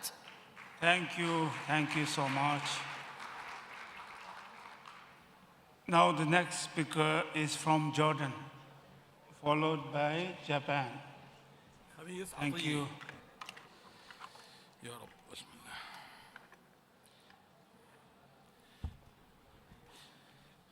بسم الله الرحمن الرحيم. السيد الرئيس، الزملاء الكرام، أبدأ بتحية الإسلام، فالسلام عليكم ورحمة الله وبركاته. يسعدني أن أتحدث إليكم في أعمال مؤتمر الاتحاد البرلماني الدولي المنعقد في مدينة إسطنبول. هذه المدينة التي لم تكن يوماً مجرداً موقعاً جغرافياً، بل كانت عبر التاريخ نقطة التقاء بين الشرق والغرب، وجسر للحوار بين الثقافات، ومنبر للتفاعل الإنساني والسياسي. وفي هذا المقام نشكر الدولة التركية والبرلمان التركي على حسن الضيافة والاستقبال والحفاوة، وهذا ليس بغريب عليكم. كما نشكر فخامة الرئيس رجب طيب أردوغان رئيس الجمهورية التركية. نجتمع اليوم في لحظة مفصلية من تاريخ عالمنا، حيث تتقاطع الأزمات وتتداخل التحديات من صراعات سياسية محتدمة إلى أزمات اقتصادية متفاقمة، مرورا بتهديدات تمس الأمن القومي والإقليمي والدولي، وصولا لأزمات إنسانية غير مسبوقة. وفي ظل هذا المشهد المعقد تتعاظم مسؤولياتنا كبرلمانيين، ليس فقط في تمثيل شعوبنا، بل في الدفاع عن القيم التي يقوم عليها النظام الدولي، وفي مقدمتها العدالة وحقوق الإنسان وسيادة القانون. إن التحديات التي نواجهها لا تقف عند حدود الصراعات السياسية، بل تمتد لقضايا تمس حياة الإنسان اليومية، من الأمن الغذائي إلى الفقر والبطالة إلى التغير المناخي، وصولاً إلى التحويلات التكنولوجية المتسارعة، وكلها قضايا تتطلب عملاً برلمانياً مشتركاً قائماً على تبادل الخبرات وتنسيق الجهود ووضع استراتيجيات قادرة على الاستجابة لهذه التحديات. السيد الرئيس، الزملاء الكرام، لا يمكننا أن نتحدث عن الاستقرار الدولي بمعزل عما يجري في منطقتنا، حيث لا تزال القضية الفلسطينية تمثل جوهر الصراع وعنوان دائم لاختبار مصداقية المجتمع الدولي، إذ أن استمرار الاحتلال وتصاعد الانتهاكات وغياب الأفق السياسي كلها عوامل تجعل المنطقة في حالة توتر دائم وتهديد بتوسيع دائرة الصراع. السادة الكرام، أتحدث إليكم في وقت لم يعد فيه الصمت مقبولاً أمام ما ترتكبه إسرائيل من انتهاكات جسيمة وجرائم ممنهجة بحق الشعب الفلسطيني، سواء في قطاع غزة أو في الضفة الغربية التي امتدت تداعياتها لتطال الاستقرار في لبنان ومناطق أخرى في الإقليم. فيما جرى في غزة كان إبادة جماعية وكارثة إنسانية ومأساة مفتوحة ارتكبت فيها المجازر بحق المدنيين، واستهدفت البنية التحتية بشكل ممنهج في تجاهل صارخ لكل القوانين الدولية والإنسانية. كما إن ما تشهده الضفة الغربية من تصعيد واقتحامات يومية واعتداءات يعكس سياسة واضحة لتكريس واقع الاحتلال بالقوة. ورغم إعلان وقف إطلاق النار تستمر آلة الحرب في حصد الأرواح في تحد فج وسافر لكل قواعد القانون الدولي الإنساني وقرارات الشرعية الدولية. إن هذا السلوك يعكس ذهنية كيان مارق يتصرف بمنطقة القوة الغاشمة، لا يعترف بقانون ولا يحترم إنسان، وتضع نفسه فوق كل المساءلة. والأشد خطورة إن هذا الكيان يحاول فرض روايته على العالم، فلا تصدقوه وانظروا لأفعاله، فهو يمارس أبشع أشكال القتل والتدمير والتطهير العرقي. إننا في الأردن ونحن ندين هذه الجرائم نحذر من أن استمرار هذا النهج العدواني يعكس توجها خطيرا لدى إسرائيل نحو توسع دائرة الصراع ومحاولة إشعال المنطقة بأسرها عبر سياسات التصعيد وفرض الأمر الواقع. ونحذر من خطر التهجير التي تحاول إسرائيل تنفيذه، والذي سبق أن حذر منه جلالة الملك عبد الله الثاني ابن الحسين مرارا وتكرارا. ومن هنا فإن مسؤولياتنا كبرلمانيين تفرض علينا أن نكون صوتا واضحا في الدفاع عن الحقوق المشروعة للشعب الفلسطيني، وأن نعمل على دفع المجتمع الدولي. Thank you, sir. Your time is up. Why 5 minutes? Everybody is 7 minutes. Why 5 minutes? فلسطين تستحق. Pardon? Why 5 minutes? I have 7 minutes. Everybody, he calls 5 minutes. Why 5 minutes? You have 5 minutes. Everybody, he speaks 7 minutes. I want to speak 7 minutes. You have 5 minutes. Your time is up. Please, I have more time. Please. Your time is up. So please, follow the statutes of the IPU. So you'll 3 minutes, have please. time. 3 minutes, please. I'll give you 1 more minute. Please. 2 minutes? 1 minute. 2 minutes, please. 1 minute. بلش عد قبل ما تعطيني. السيد الرئيس لقد كان موقف الأردن بقيادة جلالة الملك عبد الله الثاني ابن الحسين صوتا عاقلا ومتزنا في مواجهة هذا التصعيد، حيث يمثل هذا النهج المعتدل صمام أمان حقيقي للمنطقة في وقت تتجه فيه أطراف أخرى نحو التأزيم والتفجير. فالأردن رغم كل التحديات يواصل جهوده السياسية والإنسانية والدبلوماسية دفاعاً عن الاستقرار ودفاعاً عن الشعب الفلسطيني وتمسكاً بحل عادل وشامل أيضاً لحل هذا الصراع. الزملاء، إننا نؤكد أن تحقيق السلام لا يمكن أن يتم في ظل الاحتلال ولا ظل الإفلات من العقاب، وذلك فإن ندعو المجتمع الدولي لاتخاذ إجراءات واضحة وفاعلة، وفي مقدمها فرض عقوبات على إسرائيل لوقف هذه الانتهاكات وإلزامها باحترام القانون الدولي وإنهاء الاحتلال وتمكين الشعب الفلسطيني من حقوقه المشروعة وإقامة الدولة. Thank you. Your time is up. والله Please. والله ما هو مظبوط. أعطيت الكل 7 دقائق، أعطيتني 5. No, you'll have to follow the time. أعطيت الكل 7 دقائق، أعطيتني 5. راح أسوف أقدم اعتراض رسمي في هذا الحكي. Sorry. Thank you.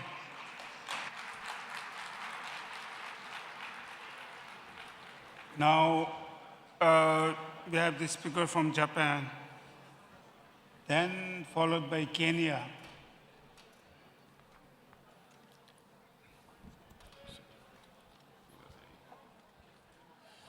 Chairman, 議長、各国議員の皆さん、発言の機会をいただきありがとうございます。皆様もご承知のとおり、紛争の多発、格差の拡大、気候変動といった諸課題により、国際情勢は混迷を極めています。現下のイラン情勢が世界全体に対して、とりわけ最も脆弱な人々に対して、深刻な影響を与えていることも、極めて強く憂慮いたしております。事態の早期沈静化、エネルギーの安定供給に向けて、各国議会の皆様と緊密に連携をしていかなければなりません。2024年の未来のための協定や、昨年の世界議長会議の宣言にあるとおり、将来世代が平和で公正な環境を享受できるかは、私たち議会人にかかっています。混沌とした現在の情勢において、今ほど議会外交の重要性が高まっているときはありません。普段から熟議を通じて立法やその他の合意形成を行っている議会人だからこそ、外交においても喫緊の課題に対する即時の対応に加え、長期的視点に立った相互理解と互恵関係を推し進めることができます。私自身が過去に与党の議会外交の責任者として各国と交流する中で、そのポテンシャルを確信いたしました。混迷し、理解が錯綜する時代において、政府とは異なる立場で多層的な交流を継続することの価値は計り知れません。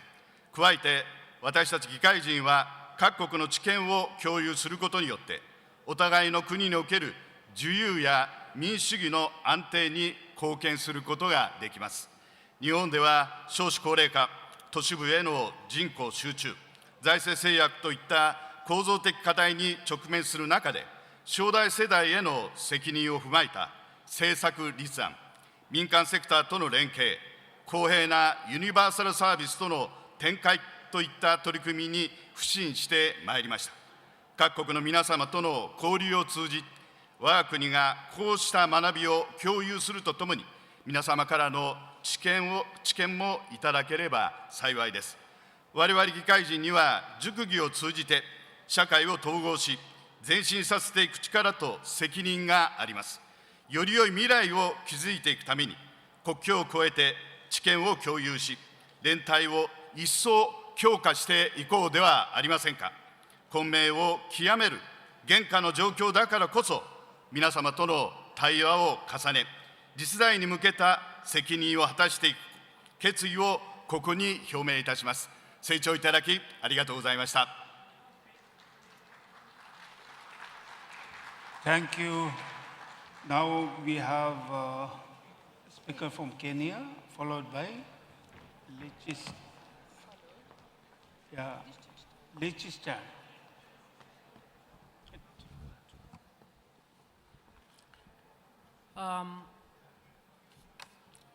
Excellencies, distinguished parliamentarians and parliamentary delegates, ladies and gentlemen, allow me to read remarks on behalf of the Right Honorable Amason Jeffa Kingi, the Speaker of the Senate of the Republic of Kenya. My name is Catherine Muma, one of the senators. Good afternoon. I bring you warm greetings from the Parliament and citizens of the Republic of Kenya.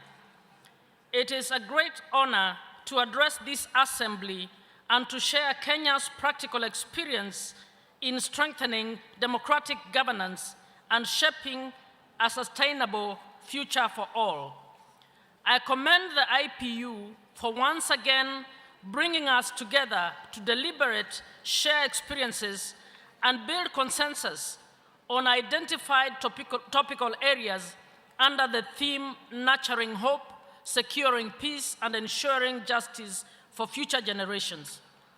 Excellencies, ladies and gentlemen, the Parliament of Kenya, in its commitment to strengthening trust in public institutions and democracy, has prioritized transparency, accountability, and citizen engagement as pillars of trust through open parliamentary sittings, enhanced committee oversight, and digital access to legislative processes. And we have widened public participation as a constitutional principle. At the regional level, Kenya actively contributes to peer learning and democratic strengthening through interparliamentary platforms across East Africa and the continent. With regard to lawmaking, Kenya has embedded progressive and practical sustainability principles in its legislative agenda, aligning national laws with long-term development frameworks and global commitments such as the United Nations Sustainable Development Goals. Our forward-looking approach prioritizes climate resilience, fiscal responsibility, and intergovernmental equity, ensuring that laws enacted today safeguard the well-being of future generations. Ladies and gentlemen, parliamentary diplomacy and multilateral cooperation remain a key plank of our engagements with other parliaments and governance institutions in the region, continent, and global levels. We have tirelessly leveraged parliamentary diplomacy to foster dialogue, mediate regional concerns, and reinforce multilateralism through active participation in the Inter-Parliamentary Union and other global forums. We have continued to advance peace, justice, and cooperation, cooperative solutions to shared challenges. In a bid to support our government to address emerging and lingering development challenges, our parliament has enacted laws and overseen policies targeting poverty reduction, social protection, food security, and environmental sustainability. We continue to strengthen legislative responses to inequality, technological disruption, and climate change. Notably, in collaboration with the IPU, Kenya is finalizing plans to host in Nairobi next month a groundbreaking regional parliamentary seminar on climate change and methane emissions reduction, an initiative that will reinforce our commitment to lowering emissions and advancing climate action. Excellencies, distinguished guests, it is not in doubt that artificial intelligence and its proliferation globally stands out as a major disruptor of our time that we must contend with in virtually all spheres of life. However, we must also acknowledge that it is a wellspring of limitless opportunities and a key driver of innovation and economic progress. In line with the Kuala Lumpur Declaration on Parliaments and Responsible AI of November 2025, the Senate of Kenya is currently processing the Artificial Intelligence Bill 2026. This legislation establishes a comprehensive governance framework for AI, strengthens parliamentary oversight in this critical domain, and addresses gaps in data protection and information technology. Thank you. Mr. President, Kenya reaffirms its dedication to building resilient institutions, promoting inclusive development, and strengthening multilateral cooperation. I thank you. Thank you, thank you. Then now we have Liechtenstein. Liechtenstein, please. Sorry for this horrible spelling.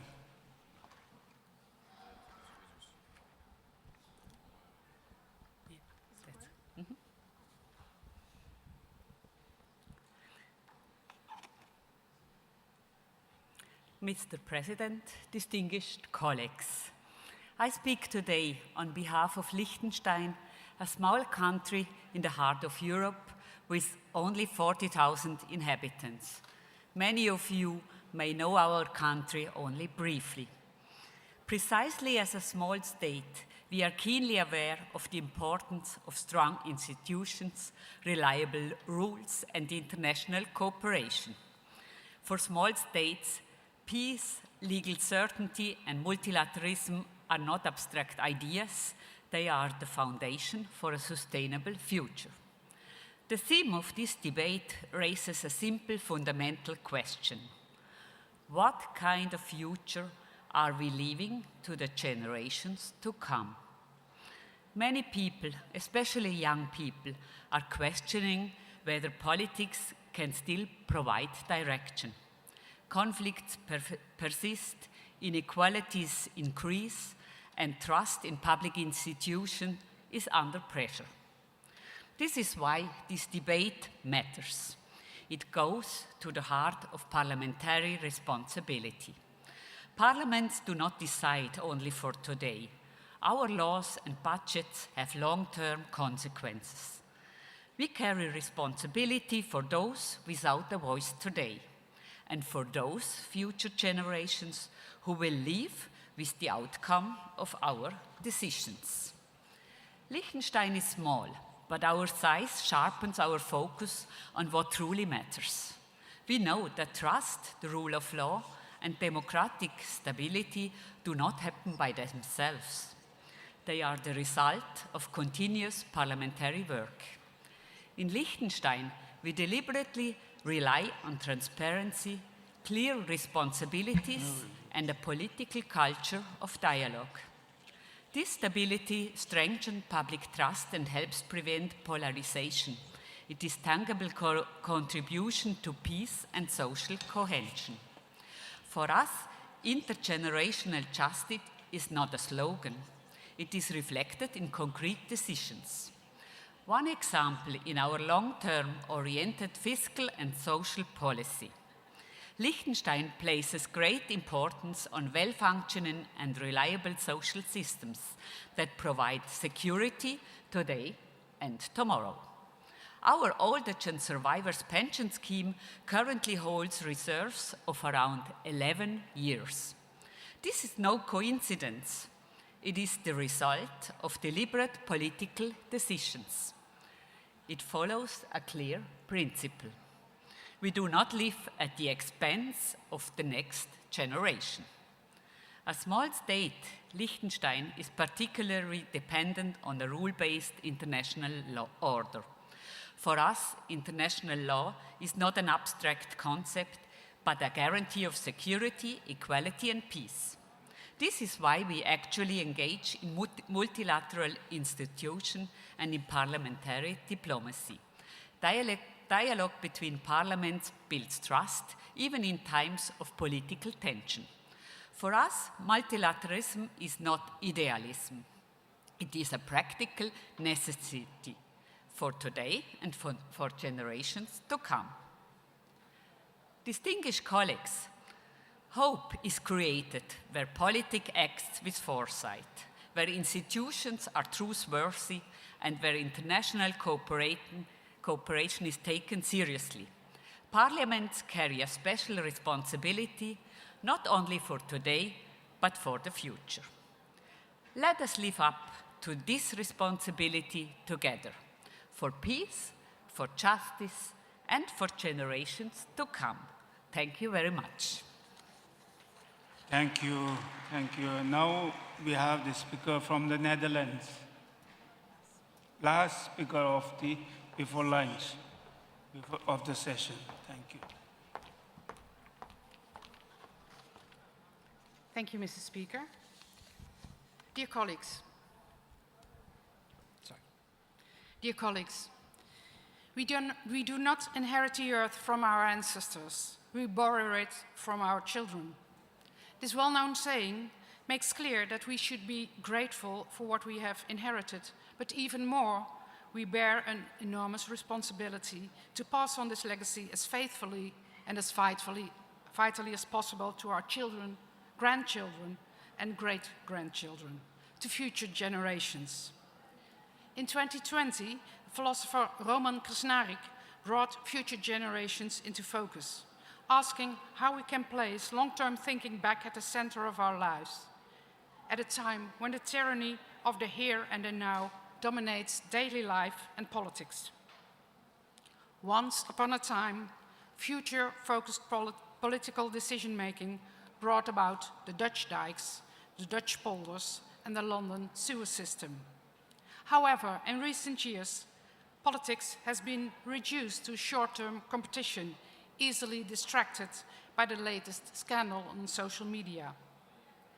Our political horizon has narrowed to no further than the next election, at most just a few years.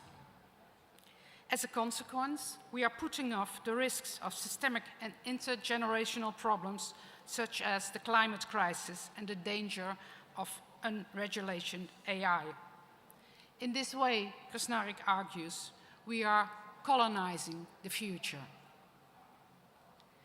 Bringing the rights of future generations to the center of political discourse is essential to developing long-term thinking for governments.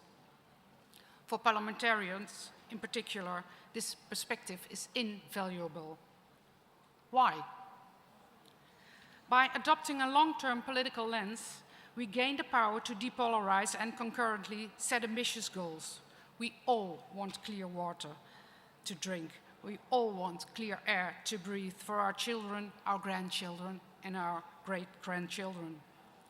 In these shared and basic ambitions, there are no big differences between Social Democrats and Liberals, or between right-wing and left-wing parties. Since nearly all decisions have intergenerational effects in a representative democracy that considers the interests of all those affected by its ruling, it is extremely important that politicians are committed to systematically representing the voice of future generations.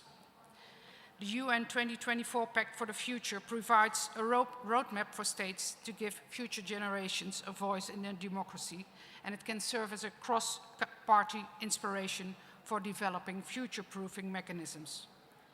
Additionally, a practical and proven method to avoid short-term dominated politics is the use of randomly selected citizens' assemblies, which show that participants are likely to propose solutions that benefit the long term.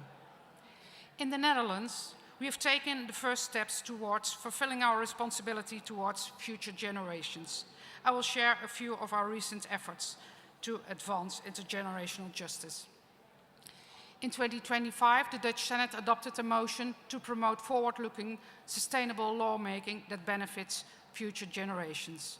The initiative was endorsed by opposition and coalition parties, proposing an additional criterion to be assessed in every new law, addressing questions such as, is the bill future-proof, and what consequences will people and the planet face in, say, 50 years? To properly answer this question for each bill, a future assessment should be conducted as a standard for new legislative proposals, providing insight in the long-term effects of policy regulations. Last week, we discussed this point with the new Prime Minister Rob Jetten. He affirmed that the new government will develop a generational test based on the shared understanding that generations are interconnected and that every decision of this today affects not only tomorrow, but also all days thereafter. Granting future generations in a solid position in parliamentary decision-making is an urgent task for the present generation of politicians. We are facing critical challenges: a climate crisis, increasing geopolitical conflicts, the erosion of democracy and the rise of autocracies worldwide.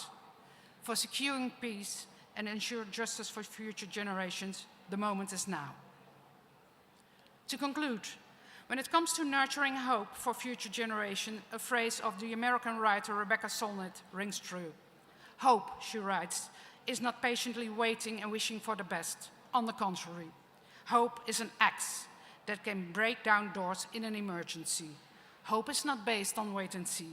Hope demands working and acting. Providing hope for future generations across generations means hard work for us, present-day parliamentarians. Let us live up to the special responsibility as future stewards and work towards an Inter-Parliamentarian Union resolution on developing political instruments that encourage and establish future generation-proof politics. Thank you. Thank you so much. Now, before we close the session, we have a request from Iran for a right of reply. So, as per the statutes and the rules of procedure of the IPU, Iran has 2 minutes to reply, and please abide by the rules of procedures. So please go ahead. Thank you, Mr. Chairman. Bismillah ar-Rahman ar-Rahim. برای درک نماینده امارات و برخی کشورهای حوزه خلیج فارس لازم است با صراحت و بر مبنای حقوق بین الملل چند نکته را مطرح نمایم. جمهوری اسلامی ایران به عنوان دولت ساحلی مسئول و متعهد به حقوق بین الملل همواره آزادی و امنیت ناوبری در خلیج فارس، تنگه هرمز و دریای عمان را تضمین کرده و در طول دهه‌های گذشته این آبراه حیاتی بدون وقفه برای کشتیرانی بین المللی باز بوده است. طرح ادعای انسداد تنگه هرمز نه تنها فاقد مبنای واقعی است بلکه تلاشی سیاسی برای انحراف افکار عمومی از عامل اصلی بی‌ثباتی در منطقه محسوب می شود. آنچه امروز امنیت ناوبری را تهدید می کند نه اقدامات مشروع ایران بلکه استفاده غیرقانونی از زور توسط ایالات متحده و رژیم صهیونیستی علیه حاکمیت و تمامیت ارضی ایران است. اقدامی که صراحتاً ناقض ماده 2 بند 4 منشور ملل متحد می باشد. در چنین شرایطی ایران بر اساس حق ذاتی دفاع مشروع و وفق ماده 51 منشور مجاز به اتخاذ اقدامات ضروری و متناسب برای صیانت از امنیت ملی خود است. بر اساس کنوانسیون 1982 حقوق دریاها، عبور بی‌ضرر مشروط به عدم تهدید علیه امنیت دولت ساحلی است. مطابق ماده 19 بند 2 جزء الف، هر گونه تهدید با استفاده از زور علیه حاکمیت، تمامیت ارضی و با استقلال سیاسی دولت ساحلی عبور را از حالت بی‌ضرر خارج می‌سازد. همچنین ماده 39 بند 1 جزء الف در رژیم عبور ترانزیتی چنین رفتارهایی را ممنوع می‌داند. Just a moment, Mr. Chairman, they have said a lot. Your time is up, please. Please, Mr. Chairman, this is the right of a nation. Let me please at least 1 minute. به امارات و همکاران او در منطقه میگویم دعا کنید نظامی سیاسی با وساطت پاکستان آغاز شده همانند Thank you. I'm sorry, the time is up. Sorry. و آخرین ساختمان ها و تجهیزات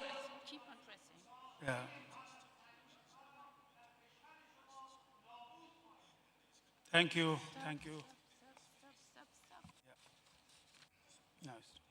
Thank you, Mr. Chairman. Okay. Stop.